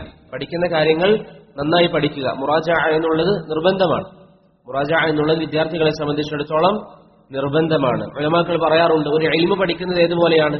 ഒരു മരം നമ്മൾ വെച്ച് പിടിപ്പിക്കുന്നത് പോലെയാണ്. മരം അവിടെ വെച്ച് പിടിപ്പിച്ചാൽ ചിലപ്പോൾ അവിടെ ഉണ്ടാവും, ചിലപ്പോൾ അത് നശിച്ചു പോകും. അത് വളരണമെങ്കിൽ എന്ത് ചെയ്യണം? അതിന് വേണ്ട വെള്ളമൊക്കെ ഒഴിച്ചു കൊടുക്കണം. ആ വെള്ളം ഒഴിക്കുന്ന സ്ഥാനത്താണ് മുറാജഅ ചെയ്യുക എന്നുള്ളത്. ഇനി അത് വളർന്നു വലുതായി അതിൽ ധാരാളം ഫലങ്ങളൊക്കെ ഉണ്ടാകണമെങ്കിൽ നമ്മൾ ഒന്നുകൂടി മെനക്കെടേണ്ടതുണ്ട്. അതിന്റെ സ്ഥാനത്ത് ഇൽമിൽ ഏതാണ്? ഇൽമിനെ സംബന്ധിച്ച് കൂടുതൽ അന്വേഷിക്കുക, സംശയങ്ങൾ ചോദിക്കുക, പഠിച്ച കാര്യങ്ങൾ കൂടുതൽ പഠിക്കാൻ വേണ്ടി പരിശ്രമിക്കുക. അപ്പൊ 3 കാര്യങ്ങൾ ഇൽമിൽ എപ്പോഴും ശ്രദ്ധിക്കണം. 1 നമ്മൾ പഠിക്കുക, 2 പഠിച്ചത് മുറാജഅ ചെയ്യുക, 3-മത്തേത് പഠിച്ചതിലുള്ള സംശയങ്ങൾ ചോദിക്കുക, അതുപോലെ തന്നെ കൂടുതൽ കാര്യങ്ങൾ പഠിക്കാനും ചോദിക്കുക. ഈ 3 കാര്യങ്ങൾ എപ്പോഴാണോ ഒരു വിദ്യാർത്ഥിയിൽ വരുന്നത് ആ സമയത്ത് അദ്ദേഹത്തിന്റെ ഇൽമ് ഖവിയാകും, മുഅസ്സലാകും. അതുകൊണ്ട് ആ വിഷയങ്ങൾ ശ്രദ്ധിക്കുക. കഴിഞ്ഞ ദർസിൽ പറഞ്ഞിരിക്കുന്ന കാര്യം, ബറകല്ലാഹു ഫീക്കും, വുളൂഇന് ശേഷമുള്ള പ്രാർത്ഥനയെ സംബന്ധിച്ചാണ്. അത് ഏതാണ്? ദുആ. അശ്ഹദു അല്ലാ ഇലാഹ ഇല്ലല്ലാഹു വഹ്ദഹു ലാ ശരീക ലഹു വഅശ്ഹദു അന്ന മുഹമ്മദൻ അബ്ദുഹു വറസൂലുഹു. അതിന്റെ മഹത്വം എന്താണ്? സ്വർഗത്തിന്റെ 8 കവാടങ്ങളും അല്ലാഹു സുബ്ഹാനഹു വ തആല അവന് വേണ്ടി തുറന്നു നൽകും. ആരുദ്ധരിക്കുന്ന ഹദീസാണ്? ഉമർ റളിയല്ലാഹു അൻഹുവിൽ നിന്ന് ആരുദ്ധരിച്ചു? മുസ്ലിം റഹിമഹുല്ലാഹ്. അത് പ്രത്യേകം ശ്രദ്ധയിൽ വെക്കണം. കാരണം ഈ ദുആക്ക് പുറമെയുള്ള ദിക്റിന്റെ വിഷയത്തിലൊക്കെ അഭിപ്രായ ഭിന്നതയുണ്ട്. ഇതിന് പുറമെയുള്ള അല്ലാഹുമ്മ ജഅൽനി മിന തവ്വാബീൻ തുടങ്ങിയ കാര്യങ്ങളിലൊക്കെ പണ്ഡിതന്മാർക്കിടയിൽ അഭിപ്രായ വ്യത്യാസമുണ്ട്. പക്ഷേ ഈ പറഞ്ഞിരിക്കുന്ന അശ്ഹദു അല്ലാ ഇലാഹ ഇല്ലല്ലാഹ് എന്നതിൽ അഭിപ്രായ വ്യത്യാസമില്ല. കാരണം അത് സഹീഹ് മുസ്ലിമിലെ റിവായത്താണ്. സ്വർഗത്തിന് എത്ര വാതിലാണ്? 8 വാതിൽ. സഹൽ ഇബ്നു സഅദിന്റെ ഹദീസിലും വന്നതുപോലെ. നരകത്തിനോ 7 വാതിലാണ്. പരിശുദ്ധ ഖുർആനിൽ സൂറത്തുൽ ഹിജ്റിൽ വന്നിരിക്കുന്നത് പോലെ. അതുപോലെ തന്നെ ബറകല്ലാഹു ഫീക്കും, നമ്മൾ പറഞ്ഞിരിക്കുന്ന മറ്റൊരു കാര്യം, വുളൂഇന് ശേഷം അവയവങ്ങൾ തുടക്കാമോ? പ്രവാചകരിൽ നിന്ന് എന്താ വന്നിരിക്കുന്നത്? സഹീഹായി ഒന്നും വന്നിട്ടില്ല. തുടച്ചു എന്നോ തുടക്കാൻ പാടില്ല എന്നൊന്നും നബി സല്ലല്ലാഹു അലൈഹി വസല്ലമയിൽ നിന്ന് വന്നിട്ടില്ല. എന്നാൽ സ്വഹാബത്തിൽ നിന്നോ 2 രൂപത്തിലും വന്നിട്ടുണ്ട്. തുടച്ചതായിട്ടും തുടക്കാത്തതായിട്ടും. ഇബ്നു അബ്ബാസ് റളിയല്ലാഹു അൻഹു തുടക്കുന്നത് ഒഴിവാക്കാൻ പറഞ്ഞതായിട്ടും അനസ് റളിയല്ലാഹു അൻഹു തുടക്കാറുള്ളതായിട്ടും ഒക്കെ വന്നിട്ടുണ്ട്. അതുകൊണ്ട് ഇബ്നു ബാസ് റഹിമഹുല്ലാഹ് പറയുന്നു, എന്താ പറഞ്ഞത്? ലാ യസിഹു ഫിൽ ബാബി ഷൈ. ഈ വിഷയത്തിൽ ഒന്നും വന്നിട്ടില്ല. അതുകൊണ്ട് തന്നെ ഒരു വ്യക്തിക്ക് ചെയ്യുകയാണെങ്കിൽ ചെയ്യാം, ഒഴിവാക്കുകയാണെങ്കിൽ ഒഴിവാക്കാം. അതിനുശേഷം നാം പറഞ്ഞിരിക്കുന്ന വിഷയം, ബറകല്ലാഹു ഫീക്കും, തയമ്മുമിനെ സംബന്ധിച്ചാണ്. വെള്ളം ഇല്ല എങ്കിൽ, അല്ലെങ്കിൽ വെള്ളം ഉണ്ടായിട്ടും അത് ഉപയോഗിക്കാൻ സാധിക്കുന്നില്ല എങ്കിൽ മണ്ണുപയോഗിച്ചുകൊണ്ട് ശുദ്ധി വരുത്താം. മണ്ണുപയോഗിച്ചുകൊണ്ട് ശുദ്ധി വരുത്താം. അതിലാദ്യം മനസ്സിൽ നിയത്ത് വേണം, വുളൂവിന് പകരമാണെന്ന്. അതിനുശേഷം അത് ചെയ്യേണ്ടത് എങ്ങനെയാണ്? എത്ര അടിയാണ്? 1 അടിയാണ്. 1 അടിയാണ്. 2 അടി എന്ന് വന്നിരിക്കുന്ന ഹദീസ് ദുർബലമാണ്. തയമ്മും 2 അടിയാണ് അടിക്കേണ്ടത് എന്ന് വന്നിരിക്കുന്ന ഹദീസ് നബി സല്ലല്ലാഹു അലൈഹി വസല്ലമയിൽ നിന്ന് സ്ഥിരപ്പെടാത്ത ഹദീസാണ്. അതുപോലെ തന്നെ തയമ്മുമിൽ ആദ്യം കൈയാണോ പിന്നെ മുഖമാണോ? എങ്ങനെയാണ്? 2 രൂപവും പറ്റും. 2 രൂപവും തയമ്മുമിൽ അനുവദിക്കപ്പെട്ടതാണ്. ഒന്നുകിൽ ആദ്യം നമ്മൾ അടിച്ചതിന് ശേഷം കൈ നമ്മൾ കൈന്റെ രൂപം എങ്ങനെ പറഞ്ഞത്? ഇടത്തെ കൈ കൊണ്ട് വലത്തെ കൈയുടെ മുകൾ ഭാഗത്തും വലത്തെ കൈ കൊണ്ട് ഇടത്തെ കൈയുടെ മുകൾ ഭാഗത്തും പിന്നെ കൈ മൊത്തത്തിൽ തടവുക. അതിനുശേഷം മുഖം തടവുമ്പോൾ വുദൂഇൽ എങ്ങനെയാണോ നമ്മൾ തടവാറുള്ളത് അതുപോലെ തടവുക. വുദൂഇൽ നമ്മൾ പറഞ്ഞു ചെവിയുടെയും ഈ കൃതാവിന്റെയും ഇടയിലുള്ള സ്ഥലം തടവണം. അതുപോലെ തന്നെ തയമ്മുമിലും ചെയ്യണം, അവിടെയൊക്കെ തടവണം. ഇങ്ങനെ എല്ലാ വശത്തും തയമ്മുമിലും തടവേണ്ടതാണ്. അപ്പൊ തയമ്മുമിൽ ആദ്യം കൈ വേണമെങ്കിൽ ആദ്യം കൈ തടവാം, അല്ലെങ്കിൽ ആദ്യം മുഖമാണെങ്കിൽ ആദ്യം മുഖം തടവാം. രണ്ട് രൂപത്തിലും ആരിൽ നിന്ന് സ്ഥിരപ്പെട്ടിട്ടുണ്ട്? ഏത് സഹാബിയാണ്? അമ്മാർ ഇബ്നു യാസിർ. അമ്മാർ ഇബ്നു യാസിർ അദ്ദേഹത്തോട് പ്രവാചകൻ അത് പറയാനുള്ള കാരണം എന്തായിരുന്നു? അഹ്സൻതും, അദ്ദേഹം ഒരു ദിവസം നബി സല്ലല്ലാഹു അലൈഹി വസല്ലം ഒരു ആവശ്യത്തിന് വേണ്ടി അയച്ചു. അദ്ദേഹത്തിന്റെ വുദൂഇന്റെ സമയമായപ്പോൾ വെള്ളമില്ല, അദ്ദേഹം മണ്ണിൽ കിടന്നു ഉരുണ്ടു. അങ്ങനെ പ്രവാചകന്റെ അരികിൽ വിവരമെത്തിയപ്പോൾ നബി സല്ലല്ലാഹു അലൈഹി വസല്ലം പറഞ്ഞു, അങ്ങനെയൊന്നും ചെയ്യേണ്ടതില്ല, മറിച്ച് ഒരു അടി അടിച്ചുകൊണ്ട് നിന്റെ മുഖവും കൈയും തടവിയാൽ മതി. ഒരു അടി അടിച്ചുകൊണ്ട് നിന്റെ മുഖവും കൈയും തടവിയാൽ മതി. ഒരു വ്യക്തി തയമ്മും ചെയ്തുകൊണ്ട് നിസ്കരിച്ചു. അതിനുശേഷം അദ്ദേഹത്തിന് വെള്ളം ലഭിച്ചു. മാറ്റി നിസ്കരിക്കണോ? മാറ്റി നിസ്കരിക്കേണ്ടതില്ല. ചില പണ്ഡിതന്മാർ അങ്ങനെ പറഞ്ഞിട്ടുണ്ടെങ്കിലും മാറ്റി നിസ്കരിക്കേണ്ടതില്ല. കാരണം വുദൂഇന് പകരമായിട്ട് ശറഅ് നമുക്ക് പഠിപ്പിച്ചു തന്ന കാര്യമാണ് തയമ്മും എന്നുള്ളത്. അപ്പോൾ ഒരു വ്യക്തി തയമ്മും ചെയ്തുകൊണ്ട് നിസ്കരിക്കുകയാണെങ്കിൽ അദ്ദേഹത്തിന്റെ ആ നിസ്കാരം സഹീഹാണ്. പിന്നെ എന്തിനാണ് അദ്ദേഹം മാറ്റി നിസ്കരിക്കുന്നത്? അതുകൊണ്ട് ഒരു വ്യക്തിയെ സംബന്ധിച്ചിടത്തോളം തയമ്മും ചെയ്തുകൊണ്ട് നിസ്കരിച്ചാൽ ആ നിസ്കാരം മാറ്റി നിസ്കരിക്കേണ്ടതില്ല. അതുപോലെ തന്നെ ബറക്കല്ലാഹു ഫീക്കും, തയമ്മുമിന് വേണ്ടി നമ്മൾ മണ്ണിൽ അടിച്ചതിന് ശേഷം കയ്യിൽ ഒന്നുകിൽ ഊതുക അല്ലെങ്കിൽ തട്ടുക, അതും സുന്നത്താണ്. ഇത് തട്ടുമ്പോൾ നമ്മുടെ നാട്ടിലൊക്കെ ഇങ്ങനെ തട്ടാന്നൊക്കെ പറയും. അതിന്റെ ആവശ്യമൊന്നുമില്ല, ഏത് രീതിയിലാണെങ്കിലും തട്ടാം. കൊടയാം, ഒന്നുകിൽ ഇങ്ങനെ കൊടയാം അല്ലെങ്കിൽ ഊതാം. രണ്ടും നബി സല്ലല്ലാഹു അലൈഹി വസല്ലമയിൽ നിന്ന് ബുഖാരിയിൽ സ്ഥിരപ്പെട്ടതാണ്.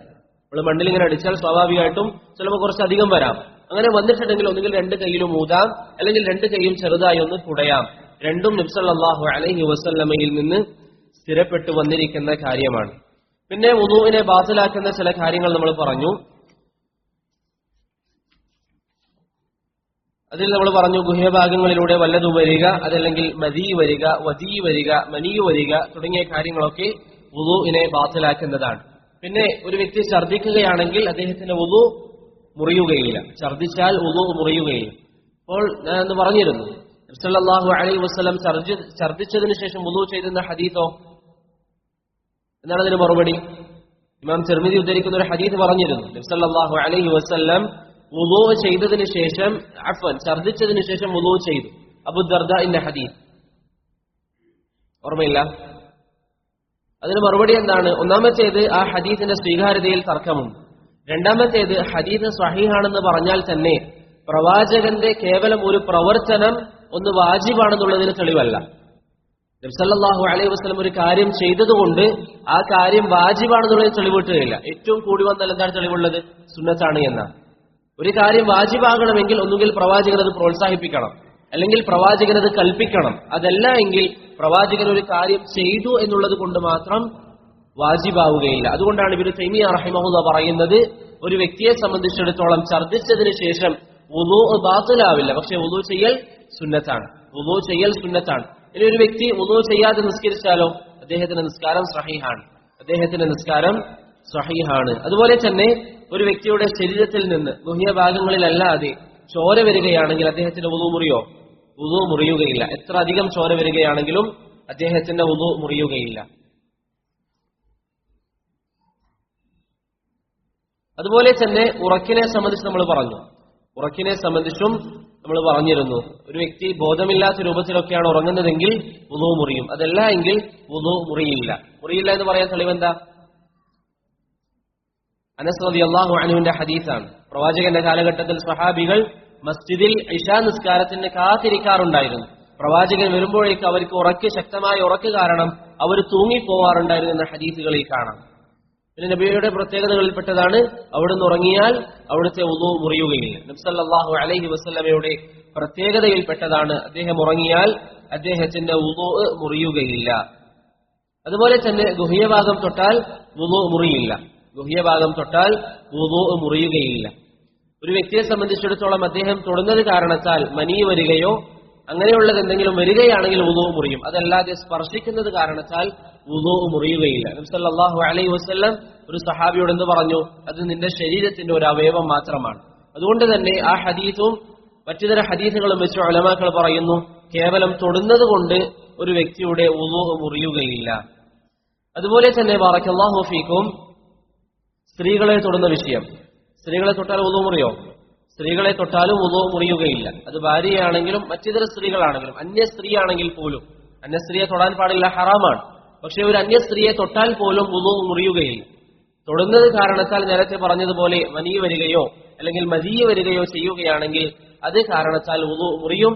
അതല്ലാതെ തൊടുന്നത് കാരണത്താൽ മാത്രം വുളൂ മുറിയുകയില്ല. അവസാനമായി പറഞ്ഞ വിഷയം ബറക്കല്ലാഹു ഫീക്കും, ഒട്ടക ഇറച്ചി തിന്നാൽ വുളൂ മുറിയുന്നതാണ്. ഒട്ടക ഇറച്ചി തിന്നാൽ വുളൂ മുറിയുന്നതാണ്. ഇവിടെ ഒരു ഫായിദ, ശരീഅത്തിന്റെ ആദ്യ കാലഘട്ടങ്ങളിൽ ശരീഅത്തിന്റെ കൽപ്പന എന്തായിരുന്നു? വേവിച്ച ഏത് ഭക്ഷണം കഴിച്ചാലും വുളൂ എടുക്കണമെന്നായിരുന്നു. ശരീഅത്ത് ആദ്യകാലം കൽപ്പിച്ചിരിക്കുന്നത് വേവിച്ച എന്ത് ഭക്ഷണം നിങ്ങൾ കഴിച്ചാലും വുളൂ ചെയ്യണമെന്നാണ്. അതിനുശേഷം ആ നിയമം മാറ്റുകയും ഒട്ടക ഇറച്ചിയിൽ നിന്ന് മാത്രം വുളൂ ചെയ്യാൻ നബി സല്ലല്ലാഹു അലൈഹി വസല്ലമ തങ്ങൾ കൽപ്പിക്കുകയും ചെയ്തു.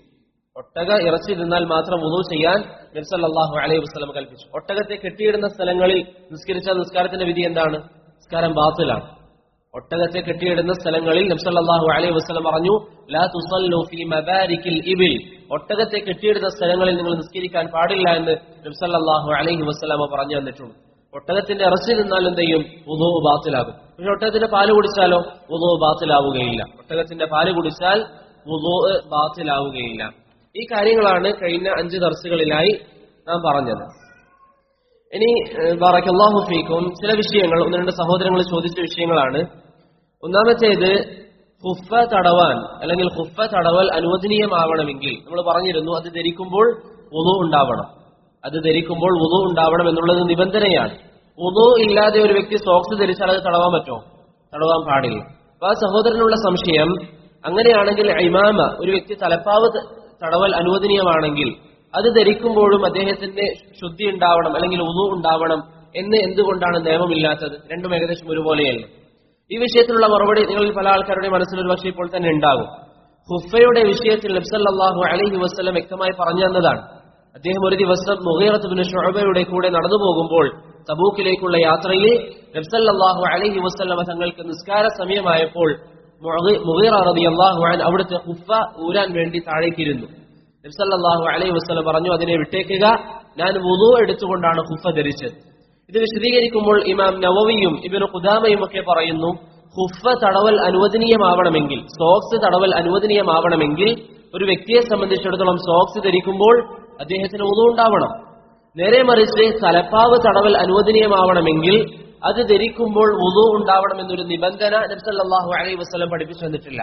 ഇബാദത്തുകളിൽ നമ്മുടേതായ ചിന്തകൾ വെച്ചുകൊണ്ട് നമുക്കൊരു നിബന്ധന പറയുക എന്നുള്ളത് സാധ്യമല്ല. ചില പണ്ഡിതന്മാർ തലപ്പാവ് ധരിക്കുമ്പോഴും ശുദ്ധി ഉണ്ടാവണം അല്ലെങ്കിൽ വുളൂ ഉണ്ടാവണം എന്ന് നിബന്ധന പറഞ്ഞിട്ടുണ്ടെങ്കിലും അതിന് തെളിവില്ല. അതുകൊണ്ട് തന്നെ തലപ്പാവ് തടവാൻ ഒരു കാരണവശാലും വുളൂഇന്റെ ആവശ്യമില്ല. തലപ്പാവ് തടവൽ അനുവദനീയമാവാൻ വുളൂഇന്റെ ആവശ്യമില്ല. അതാണ് ഇബ്നു തൈമിയ്യ റഹിമഹുല്ലാഹയുടെയും ഇബ്നു ഉസൈമീൻ റഹിമഹുല്ലാഹയുടെയും ഒക്കെ അഭിപ്രായം. മനസ്സിലായില്ലേ? അപ്പൊ ആരെങ്കിലും നിങ്ങളുടെ കൂട്ടത്തിൽ തലപ്പാവ് ധരിച്ചിട്ടുണ്ട് എങ്കിൽ ആ വ്യക്തിക്ക് വേണമെങ്കിൽ തലപ്പാവിന്റെ മുകളിൽ മാത്രം തടവാവുന്നതാണ്, അല്ലെങ്കിൽ കുറച്ച് മുടിയും കുറച്ച് തലപ്പാവും തടവാവുന്നതാണ്. അതല്ലാതെ അത് ധരിക്കുന്ന സമയത്ത് വുളൂ ഉണ്ടാവണമെന്ന ഷർത്തിന് ശരീഅത്തിൽ ഒരു തെളിവുമില്ല. അതുപോലെ തന്നെ മറ്റൊരു സഹോദരൻ ചോദിച്ച കാര്യമാണ്, ബറക്കല്ലാഹു ഫീക്കും, സോക്സിന്റെ വിഷയത്തിൽ നമ്മൾ പറഞ്ഞിരുന്നു, യാത്രക്കാരനല്ല എങ്കിൽ 24 മണിക്കൂറും യാത്രക്കാരനാണെങ്കിൽ 72 മണിക്കൂറുമാണ്. ഇങ്ങനെയാണെങ്കിൽ തലപ്പാവ് തടവുന്നതിന് പ്രത്യേകിച്ച് എന്തെങ്കിലും സമയമുണ്ടോ? അങ്ങനെ സമയം നിശ്ചയിച്ചു തന്നിട്ടില്ല. നബി സല്ലല്ലാഹു അലൈഹി വസല്ലം ഇത്ര സമയം മാത്രമേ തലപ്പാവ് തടവാവൂ എന്ന് പറഞ്ഞിട്ടില്ല. ഒരു വ്യക്തി ഒരു തലപ്പാവ് നാട്ടിൽ ഇരിക്കുന്ന അവസ്ഥയിൽ തന്നെ കുറെ സമയം ധരിക്കുകയാണെങ്കിൽ അദ്ദേഹത്തിന് എന്ത് ചെയ്യാം? അതിൽ തടവാം. എത്ര സമയമാണെങ്കിലും 24 മണിക്കൂറിലധികമാണെങ്കിലും അദ്ദേഹത്തിന് തലപ്പാവിൽ തടവാം. അതാണ് ശൈഖ് ഇബ്നു ഉസൈമീൻ റഹിമഹുല്ലാഹയുടെ ഫത്വ. മൂന്നാമത്തെ ഒരു കാര്യം, ബറക്കല്ലാഹു ഫീക്കും, വുളൂ ചെയ്യുന്ന സമയത്ത് നമ്മുടെ നാട്ടിലൊക്കെ ആൾക്കാർ അല്ലെങ്കിൽ ഓരോരുത്തരും അവരുടെ വീടുകളിൽ വെച്ച് വുളൂ ചെയ്യുമ്പോൾ ബാത്റൂം എന്നാണ് വുളൂ ചെയ്യാറ്. വുളൂ ചെയ്യുമ്പോൾ ബാത്റൂമിലാണെങ്കിൽ സ്വാഭാവികമായും നമ്മുടെ നാട്ടിലുള്ള അധിക ബാത്റൂമുകളിലും കുളിക്കാനുള്ള സൗകര്യം ഉണ്ടാവും, അതുപോലെ തന്നെ ടോയ്ലറ്റ് സൗകര്യം ഉണ്ടാവും. അങ്ങനെയുള്ള സ്ഥലങ്ങളിൽ വെച്ച് ബിസ്മി പറയാൻ പറ്റും. ഒരു വ്യക്തി വുളൂ ചെയ്യുന്ന സാഹചര്യത്തിൽ ബിസ്മി പറയൽ അനുവദനീയമാണോ? ഇതിന് ഞാൻ ഷെയ്ഖ് സാലിഹ് അൽ ഉസൈമി ഹഫിളഹുല്ലാഹയുടെ മറുപടിയാണ് വിവർത്തനം ചെയ്തിരിക്കുന്നത്. ഷെയ്ഖ് സാലിഹ് അൽ ഉസൈമിയോട് ഈ വിഷയം ചോദിക്കപ്പെട്ടപ്പോൾ അദ്ദേഹം പറഞ്ഞിരിക്കുന്ന മറുപടി, അദ്ദേഹത്തോട് ചോദിക്കപ്പെട്ടു, ടോയ്ലറ്റിൽ വെച്ച് വുളൂ ചെയ്യുമ്പോൾ ബസ്മല പറയൽ അനുവദനീയമാണോ? അദ്ദേഹം പറഞ്ഞു, ബസ്മല എന്ന് പറഞ്ഞാൽ ബിസ്മില്ലാഹിർ റഹ്മാനിർ റഹീം എന്നാണ് ഉദ്ദേശം. തസ്മിയ എന്ന് പറഞ്ഞാൽ ബിസ്മില്ല. അപ്പൊ വുളൂവിൽ ബസ്മലയാണോ തസ്മിയാണോ? തസ്മിയാണ്, ബസ്മലയല്ല. വുളൂവിന്റെ തുടക്കത്തിൽ ബിസ്മില്ലാഹിർ റഹ്മാനിർ റഹീം എന്ന് പറയരുത്, മറിച്ച് ബിസ്മില്ല എന്ന് പറയണം. ഷേഖ് ആദ്യം അത് തിരുത്തി. എന്നിട്ട് ഷേഖ് പറഞ്ഞു തസ്മിയ എന്ന് പറഞ്ഞാൽ ബിസ്മില്ല എന്ന് പറയലാണ്. എന്നിട്ട് ഷേഖ് പറഞ്ഞു, ഇന്ന് ആധുനിക കാലഘട്ടത്തിലുള്ള ബാത്റൂമുകൾ അല്ലെങ്കിൽ ടോയ്ലറ്റുകൾ എന്നുള്ളത് ഫുഖഹാക്കൾ പറയാറുള്ള കനീഫ് എന്ന് പറയുന്നതിൽ പെട്ടതല്ല. എന്ന് പറഞ്ഞാൽ ശരീഅത്തിന്റെ വിധിവിലക്കുകളുമായി ബന്ധപ്പെടുത്തിയ ഫുഖഹാക്കളുടെ സംസാരത്തിൽ അവർ ബന്ധപ്പെടുത്തിയിരിക്കുന്ന ടോയ്ലറ്റുകളല്ല ഇന്ന് നിലനിൽക്കുന്നത്.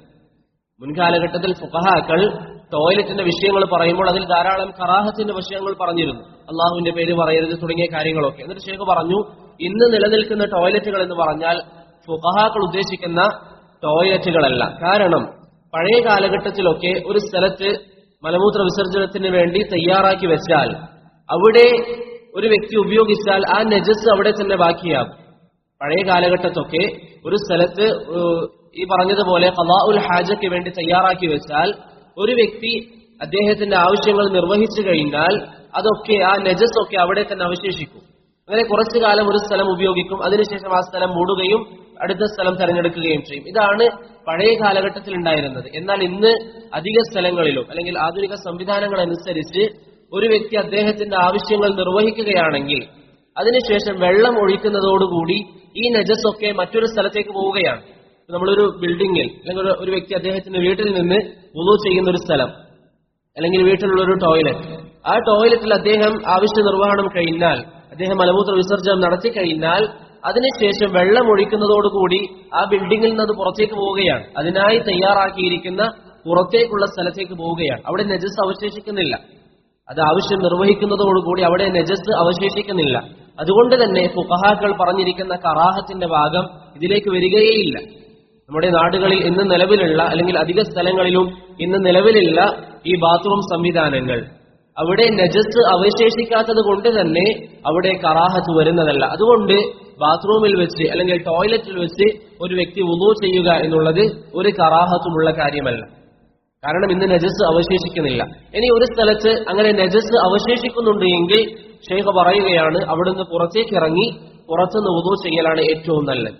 നജസ് അവശേഷിക്കുന്ന സ്ഥലമാണെങ്കിൽ അവിടെ നിന്ന് വുളൂ ചെയ്യാതെ പുറത്തേക്ക് ഇറങ്ങി അവിടെ ബിസ്മില്ല എന്ന് പറഞ്ഞുകൊണ്ട് വുളൂ ചെയ്യലാണ് ഏറ്റവും നല്ലത് എന്ന് ഷെയ്ഖ് സാലിഹ് അൽ ഉസൈമി അദ്ദേഹത്തിന്റെ ബർനാമജു അസാസിൽ ഇൽം എന്ന് പറയുന്ന ഒരു പ്രോഗ്രാമിൽ മറുപടി നൽകിയതായി നമുക്ക് കാണാൻ സാധിക്കുന്നതാണ്.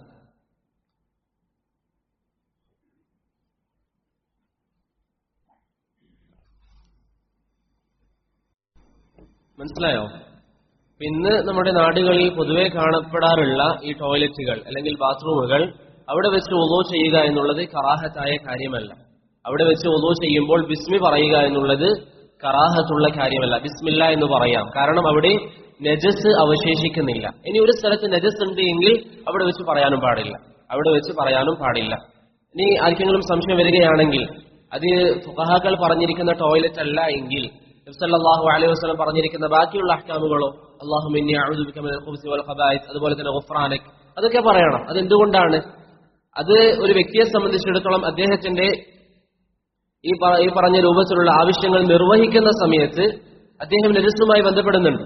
ആ ഒരു സമയത്ത് അദ്ദേഹം നജസുമായി ബന്ധമുണ്ടാകുന്നുണ്ട്. അതുകൊണ്ട് തന്നെ ആ സമയത്ത് പിശാചിന്റെ ഒരു തരത്തിലുള്ള ഷർറും ബാധിക്കാതിരിക്കാൻ ആ വ്യക്തിയെ സംബന്ധിച്ചിടത്തോളം ഈ ദുആ പറയുക എന്നുള്ളത് മശ്റൂആണ്.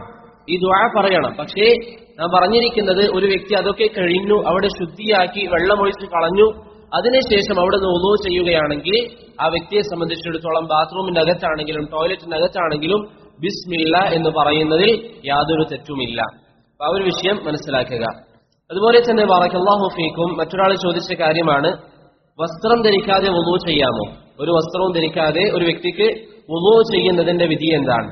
വുളൂ ചെയ്യുമ്പോൾ ആ വ്യക്തിക്ക് വസ്ത്രം ഉണ്ടാവണം അല്ലെങ്കിൽ ഔറത്ത് മറച്ചിരിക്കണം എന്നൊരു നിബന്ധന ശരീഅത്ത് വെച്ചിട്ടില്ല. വുളൂ ചെയ്യുന്ന വ്യക്തി ഔറത്ത് മറക്കണം എന്നൊരു നിബന്ധന ശരീഅത്ത് വെച്ചിട്ടില്ല. അതുകൊണ്ട് തന്നെ ഔറത്ത് മറക്കാതെ അല്ലെങ്കിൽ തീരെ വസ്ത്രം ധരിക്കാതെ ഒരു വ്യക്തി വുളൂ ചെയ്യുകയാണെങ്കിൽ അദ്ദേഹത്തിന്റെ വുളൂ സഹീഹാകുന്നതാണ്. അതുപോലെ തന്നെ ബറക്കല്ലാഹു ഫീക്കും നമ്മൾ കഴിഞ്ഞ തവണ പറഞ്ഞിരിക്കുന്ന ഒരു വിഷയം തന്നെയാണ്. പക്ഷെ ഒരു സഹോദരൻ ചോദിച്ചു, ഈ സ്ത്രീകളെ സംബന്ധിച്ചിടത്തോളമൊക്കെ ചെറിയ കുട്ടികളുണ്ടെങ്കിൽ അവർക്ക് പാമ്പേഴ്സ് ശുദ്ധിയാക്കി കൊടുക്കുമ്പോൾ അല്ലെങ്കിൽ അത് വൃത്തിയാക്കുമ്പോൾ ചിലപ്പോൾ കയ്യിൽ നജസാവാൻ സാധ്യതയുണ്ട്.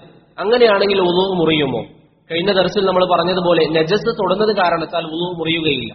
നജസ് കൈകൊണ്ട് തൊട്ടാൽ അത് കാരണത്താൽ വുളൂ മുറിയുകയില്ല. അതുകൊണ്ട് തന്നെ ഒരു സ്ത്രീ അവരുടെ കുട്ടിയുടെ പാമ്പേഴ്സ് ഒക്കെ വൃത്തിയാക്കി കൊടുക്കുകയാണെങ്കിൽ അത് കാരണത്താൽ വുളൂ മുറിയുകയില്ല. ആ കൈ ഒന്ന് കഴുകിയാൽ മാത്രം മതി.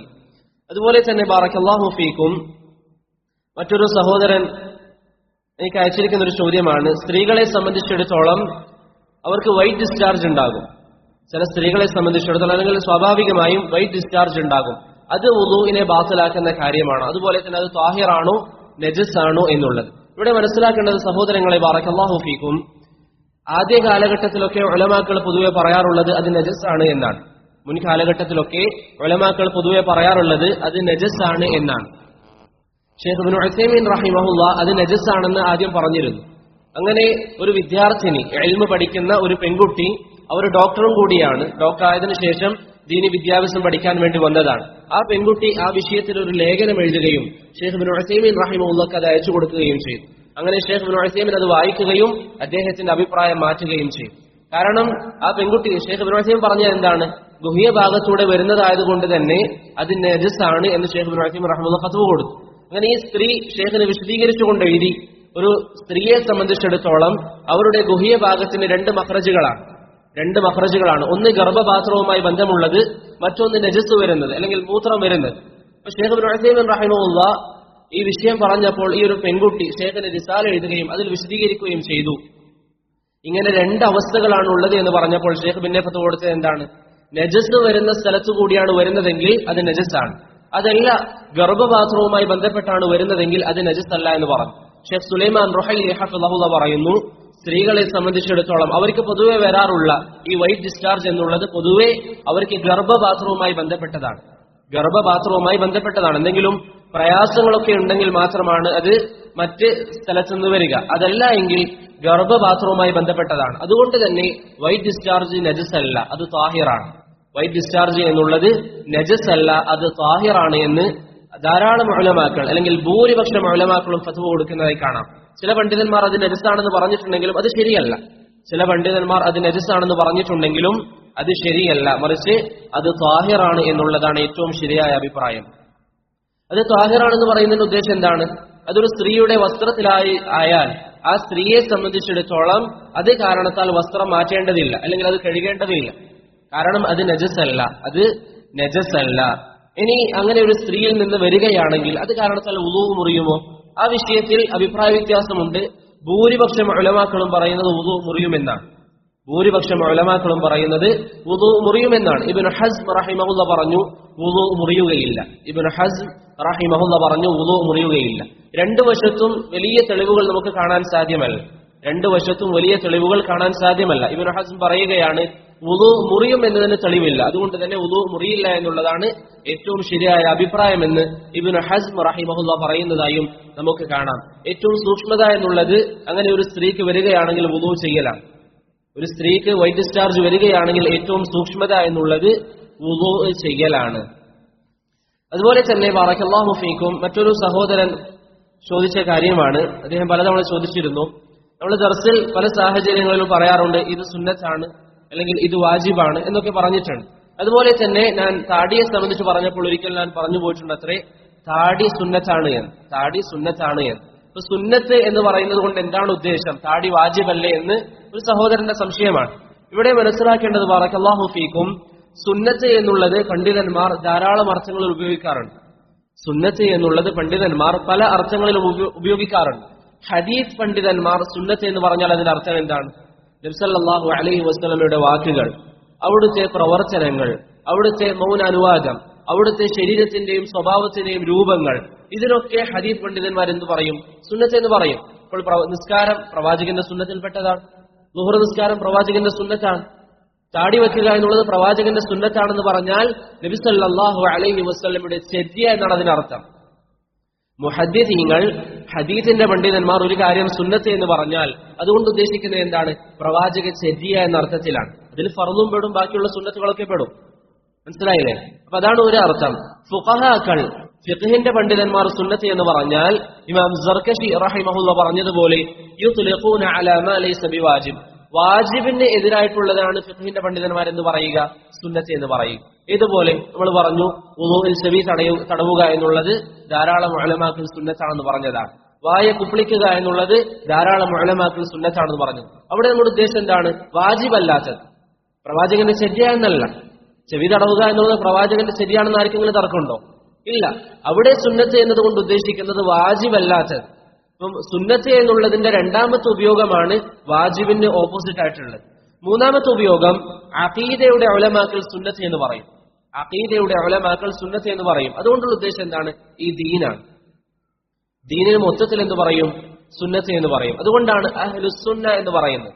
അഹ്ലുസുന്ന ശരിയായ ദീനിന്റെ ആൾക്കാർ, ശരിയായ ദീനിന്റെ ആളുകൾ എന്ന അർത്ഥത്തിൽ അഹ്ലുസുന്ന, ശരിയായ ദീനിന്റെ ആളുകളല്ലാത്തവർ അഹ്ലുൽ ബിദ്അ. ശരിയായ ദീനിന്റെ ആളുകൾ അഹ്ലുസുന്നയും ശരിയായ ദീനിന്റെ ആളുകളല്ലാത്തവർ അഹ്ലുൽ ബിദ്അയും. ഈ വേർതിരിവ് നമ്മൾ മനസ്സിലാക്കുക. ഒരു വ്യക്തി താടി പ്രവാചകന്റെ സുന്നത്താണെന്ന് പറഞ്ഞാൽ അതുകൊണ്ടുള്ള ഉദ്ദേശം എന്താണ്? പ്രവാചക ചര്യയാണ് എന്നാണ്. അതല്ലാതെ വാജിബിന് എതിരായിട്ടുള്ള സുന്നത്തല്ല.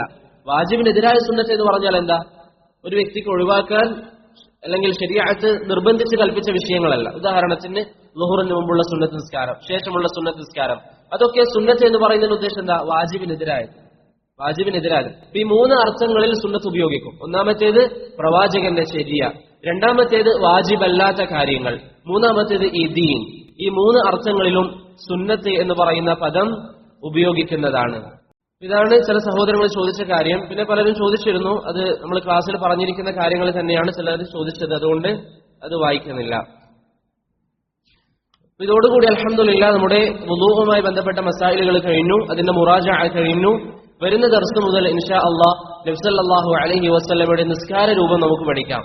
നബി സല്ലല്ലാഹു അലൈഹി വസല്ലമയുടെ നിസ്കാര രൂപം, അതിന് ഇൻഷാ അല്ലാഹ് ഇവിടെ വായിക്കുന്ന കിതാബ് ഷെയ്ഖ് ഇബ്നു ഉസൈമീൻ റഹിമഹുള്ളയുടെ സിഫത്തു സ്വലാത്തിൻ നബിയാണ്. ഷെയ്ഖ് ഇബ്നു ഉസൈമീൻ റഹിമഹുള്ളയുടെ സിഫത്തു സ്വലാത്തിൻ നബി. നമ്മുടെ നാട്ടിൽ പൊതുവെ ആളുകൾ വായിക്കാറെന്താണ്? ഷെയ്ഖ് അൽബാനിയുടേതാണ്. ഷെയ്ഖ് ഇബ്നു ഉസൈമീൻ റഹിമഹുള്ളക്കും സിഫത്തു സ്വലാത്തിൻ നബി എന്ന് പറയുന്ന ഒരു ഗ്രന്ഥമുണ്ട്. ചെറിയ ഗ്രന്ഥമാണ്, വളരെ ചെറിയ റിസാല, വളരെ ചുരുങ്ങിയ പേജുകൾ മാത്രമുള്ള ഒരു റിസാല. അത് അടിസ്ഥാനപ്പെടുത്തിയിട്ട് ഇൻഷാ അല്ലാഹ് വരുന്ന ആഴ്ച മുതൽ നമുക്ക് വായിക്കാം. അതിനുമുമ്പ് ഒന്ന് രണ്ട് മുഖദ്ദിമ, നമുക്കൊരു 10 മിനിറ്റ് ഉണ്ട്, അതുകൊണ്ട് ഒന്ന് രണ്ട് മുഖദ്ദിമകൾ മാത്രം. നിസ്കാരത്തെ സംബന്ധിച്ചിടത്തോളം അതിന്റെ ഗൗരവം നമ്മൾ പറയേണ്ടതില്ല. നിസ്കാരത്തിന്റെ ഗൗരവം എല്ലാവർക്കും അറിയാം, അതിന്റെ മഹത്വം എല്ലാവർക്കും അറിയാം, ശരീഅത്ത് പഠിപ്പിച്ചിരിക്കുന്ന കാര്യമാണ്. നിസ്കാരവുമായി ബന്ധപ്പെട്ട് വന്നിരിക്കുന്ന 2 ഹദീസുകൾ മാത്രം പറയാം. നിസ്കാരവുമായി ബന്ധപ്പെട്ട് വന്നിരിക്കുന്ന 2 ഹദീസുകൾ. ഒന്നാമത്തേത് ഇബ്നു ഉമർ റളിയല്ലാഹു അൻഹുവിന്റെ ഹദീസാണ്. നബി സല്ലല്ലാഹു അലൈഹി വസല്ലം പറഞ്ഞു, ബുനിയൽ ഇസ്ലാമു അലാ ഖംസിൻ, അല്ലാഹു ദീനിനെ പണിതിരിക്കുന്നത് 5 സ്തംഭങ്ങളിലാണ്. ഒന്നാമത്തേത് ഏതാണ്? ഷഹാദത്ത്. രണ്ടാമത്തേത് നിസ്കാരമാണ്. രണ്ടാമത്തേത് നിസ്കാരം. ഒരു വ്യക്തി ഇസ്ലാമിലേക്ക് കടന്നു വന്നാൽ ആദ്യം ചെയ്യേണ്ട കാര്യം എന്താണ്? നിസ്കാരമാണ്. ഒരു വ്യക്തി ഇസ്ലാമിലേക്ക് കടന്നു വന്നാൽ ആദ്യം ചെയ്യേണ്ടത് നിസ്കാരമാണ്. ഒരു മുസ്ലിമിന്റെ ജീവിതത്തിൽ ഒന്നാമത്തെ കാര്യം നിസ്കാരമാണ്. ഇനി ഒരു മുസ്ലിം മരണപ്പെട്ട് കഴിഞ്ഞാൽ ഒന്നാമത്തെ കാര്യം എന്താണ്? അതും നിസ്കാരമാണ്.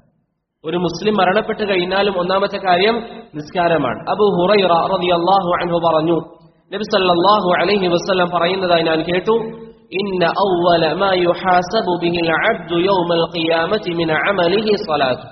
ഒരു വ്യക്തി മരണപ്പെട്ട് ആദ്യമായി അല്ലാഹു അവനോട് വിചാരണ ചെയ്യുന്ന വിഷയം എന്താണ്? അവന്റെ നിസ്കാരമാണ്. ഒരു വ്യക്തി മരണപ്പെട്ട് കഴിഞ്ഞാൽ ആദ്യമായി അല്ലാഹു അവനോട് ചോദ്യം ചെയ്യുന്ന വിഷയം അവന്റെ നിസ്കാരമാണ്. എന്നിട്ട് പ്രവാചകൻ പറഞ്ഞു, വഇൻ സലുഹത് ഫഖദ് അഫ്ലഹ വഅൻജഹ്.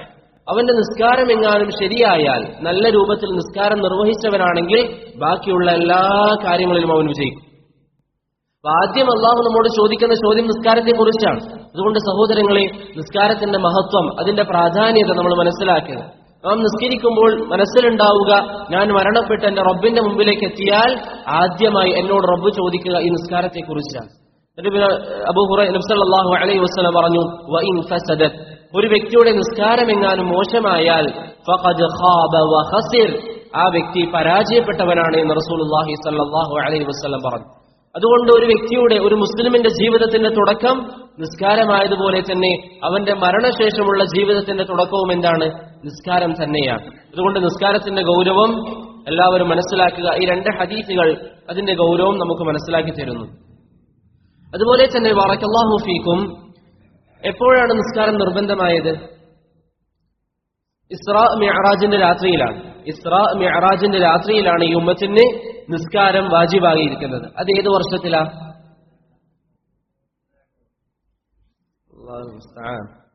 ഹിജ്റ 2-ാം വർഷം എന്ന് പറയുന്നത് മദീന ജീവിതമാണ്.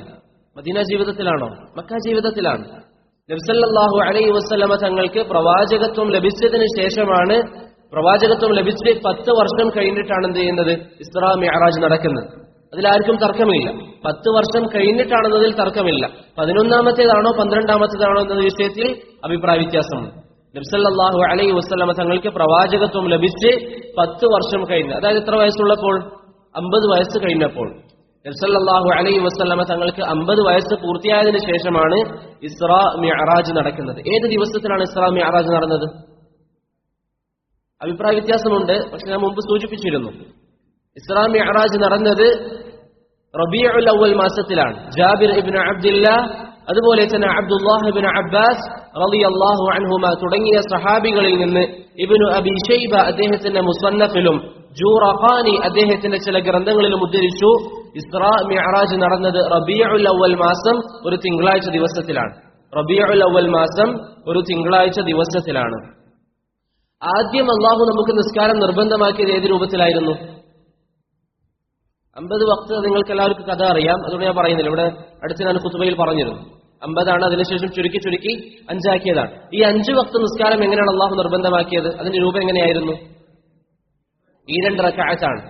സുബഹ് 2, ളുഹർ 2 റക്അത്ത്, അസ്ർ 2 റക്അത്ത്, മഗ്രിബ് 3, ഇശ 2. ഇങ്ങനെയാണ് അല്ലാഹു സുബ്ഹാനഹു വ തആല ആദ്യമായി നമുക്ക് നിസ്കാരം നിർബന്ധമാക്കിയത്. ആയിഷ റളിയല്ലാഹു അൻഹ പറയാണ്, ഫുറിളത്തിസ് സ്വലാത്തു റക്അതൈൻ റക്അതൈൻ.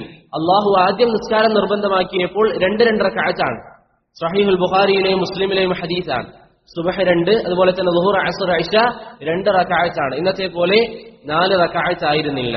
അതിനുശേഷം നബി സല്ലല്ലാഹു അലൈഹി വസല്ലം ഹിജ്റ ചെയ്ത് മദീനയിലേക്ക് എത്തിയ 1-ാമത്തെ വർഷത്തിലാണ് നിസ്കാരം 2 റക്അത്തിൽ നിന്ന് മാറ്റുകയും 4 റക്അത്തായിക്കൊണ്ട് അല്ലാഹു സുബ്ഹാനഹു വ തആല നിശ്ചയിക്കുകയും ചെയ്തത്. ഇബ്നു അബിൽ ഇസ് അൽ ഹനഫി റഹിമഹുല്ലാഹ് അദ്ദേഹത്തിന്റെ അൽ ഉർജൂസത്തുൽ മീഇയയിൽ പറഞ്ഞു, വഅക്മല ഫിൽ ഊല സ്വലാത്തൽ ഹളർ. പ്രവാചകൻ മദീനയിൽ വന്ന് 1-ാമത്തെ വർഷത്തിൽ അല്ലാഹു സുബ്ഹാനഹു വ തആല 2 റക്അത്തുള്ള നിസ്കാരങ്ങൾ ളുഹറും അസ്റും ഇശാഉം 4 ആക്കി. ളുഹറും അസ്റും ഇശാഉം 4 ആക്കിയതാണ്. അതല്ലാതെ നിസ്കാരം ആദ്യം ഫർളാക്കുമ്പോൾ 4 റക്അത്ത് ആയിരുന്നില്ല, മറിച്ച് ഈ 2 റക്അത്ത് ആയിരുന്നു. പ്രവാചകൻ എത്ര വർഷം മക്കയിൽ ജീവിച്ചിട്ടാണ് മദീനയിലേക്ക് ഹിജ്റ പോയത്? 13 വർഷമാണ്. 13 വർഷത്തോളം നബി സല്ലല്ലാഹു അലൈഹി വസല്ലം ജീവിച്ചു. ഏത് ദിവസമാണ് മക്കയിൽ നിന്ന് പ്രവാചകൻ പുറപ്പെട്ടത്? ഏത് ദിവസമാണ്? ഒരു തിങ്കളാഴ്ച ദിവസം. നബി സല്ലല്ലാഹു അലൈഹി വസല്ലം മക്കയിൽ നിന്ന് പുറപ്പെടുന്നത് ഒരു തിങ്കളാഴ്ച ദിവസമാണ്. അടുത്ത തിങ്കളാഴ്ച ദിവസമാണ് നബി സല്ലല്ലാഹു അലൈഹി വസല്ലം മദീനയിൽ എത്തുന്നത്. ഒരു തിങ്കളാഴ്ച മക്കയിൽ നിന്ന് പുറപ്പെട്ടു, അടുത്ത തിങ്കളാഴ്ച ദിവസം നബി സല്ലല്ലാഹു അലൈഹി വസല്ലം മദീനയിലെത്തി. അടുത്തൊരു ചോദ്യം, അതിന് മറുപടി പറയുന്ന ഇൻഷാ അല്ലാഹ് ഒരു ജായിസ ഞാൻ നൽകും. നബി സല്ലല്ലാഹു അലൈഹി വസല്ലം ഹിജ്റ പോകുമ്പോൾ അദ്ദേഹത്തിന്റെ കൂടെ ആരൊക്കെയാണ് ഉണ്ടായത്? മറുപടി അറിയുന്നവർ കൈ വന്ദിക്കാം. ആരൊക്കെയാ?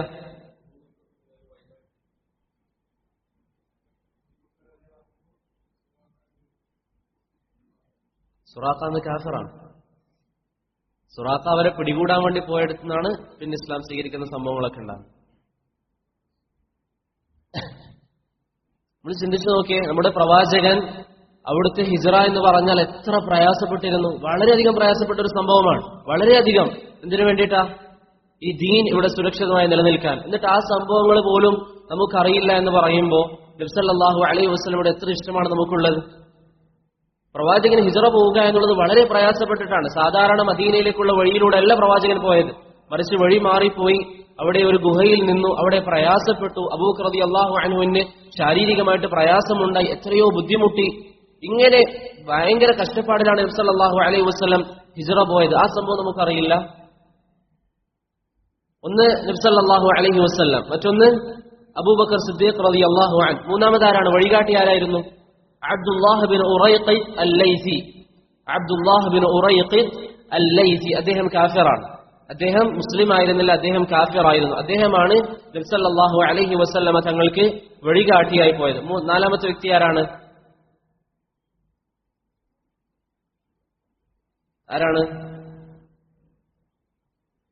ആമിർ ഇബ്നു ഫുഹൈറ. ആമിർ ഇബ്നു ഫുഹൈറ അബൂബക്കർ റളിയല്ലാഹു അൻഹുവിന്റെ അടിമയായിരുന്നു. അബൂബക്കർ റളിയല്ലാഹു അൻഹുവിന്റെ അടിമ.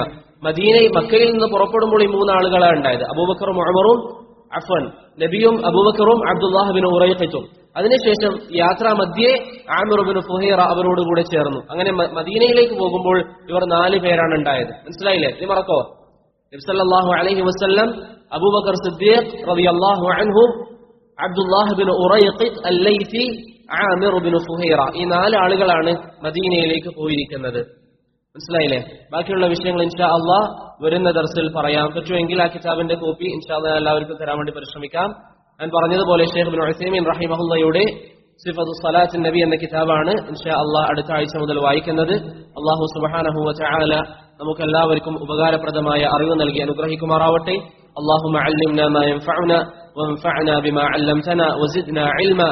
ربنا آتنا في الدنيا حسنة وفي الآخرة حسنة وقنا عذاب النار. وصلى الله على محمد وعلى آله وصحبه وسلم. سبحان الله وبحمده. سبحانك اللهم وبحمدك أشهد أن لا إله إلا أنت أستغفرك وأتوب إليك. والسلام عليكم ورحمة الله وبركاته.